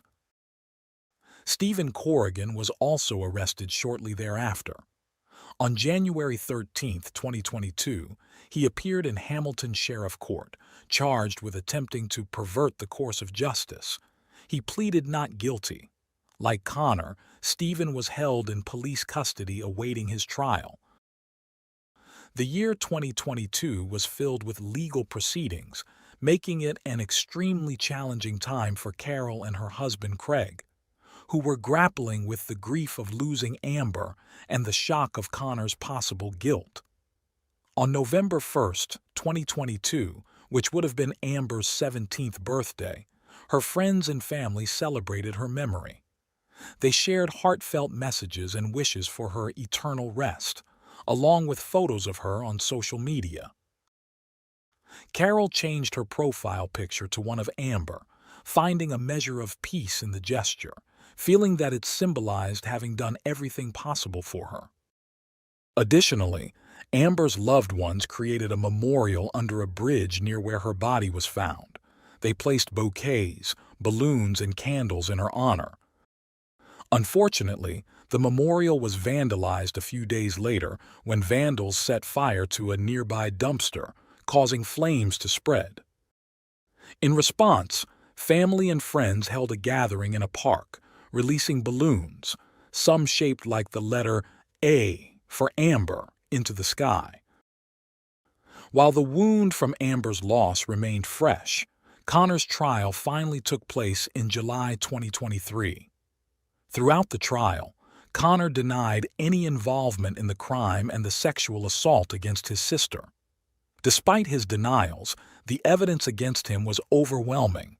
His defense lawyer attempted to garner some sympathy from the court by highlighting Connor's lifelong neglect and emotional abuse, suggesting these factors could explain some of his actions. Next, the Director of Health and Social Care testified, describing the case as desperately sad and distressing. The court also heard that Connor appeared unshaken when speaking with Craig on the day Amber's body was found. Craig testified about Connor's increasingly problematic behavior. After a 13-day trial, the Glasgow High Court found Connor guilty of all 3 charges. The judge described the crime as depraved and warned Connor that he would face severe consequences. 15 days later, Stephen faced justice for his involvement. During his trial, he tried to present an unassailable alibi, claiming he spent the night at his elderly father's home and had spent much of the time playing computer games. However, the evidence against him continued to mount. Stephen also claimed that he didn't know why his DNA was found on Amber's body. While William corroborated much of his son's account, he admitted to the jury that he couldn't be certain of Stephen's actions during most of that weekend. Ultimately, Stephen was found guilty of attempting to pervert the course of justice and disturbing public order. In September 2023, during a joint hearing, both men received their sentences. Connor Gibson was sentenced to life imprisonment with a minimum term of 22 years before he can be considered for parole. Stephen received a 9-year prison sentence. In a statement following the trial, Craig and Carol acknowledged that their lives would never be the same. They described Amber as the most generous, caring, compassionate, and admirable person they had ever known.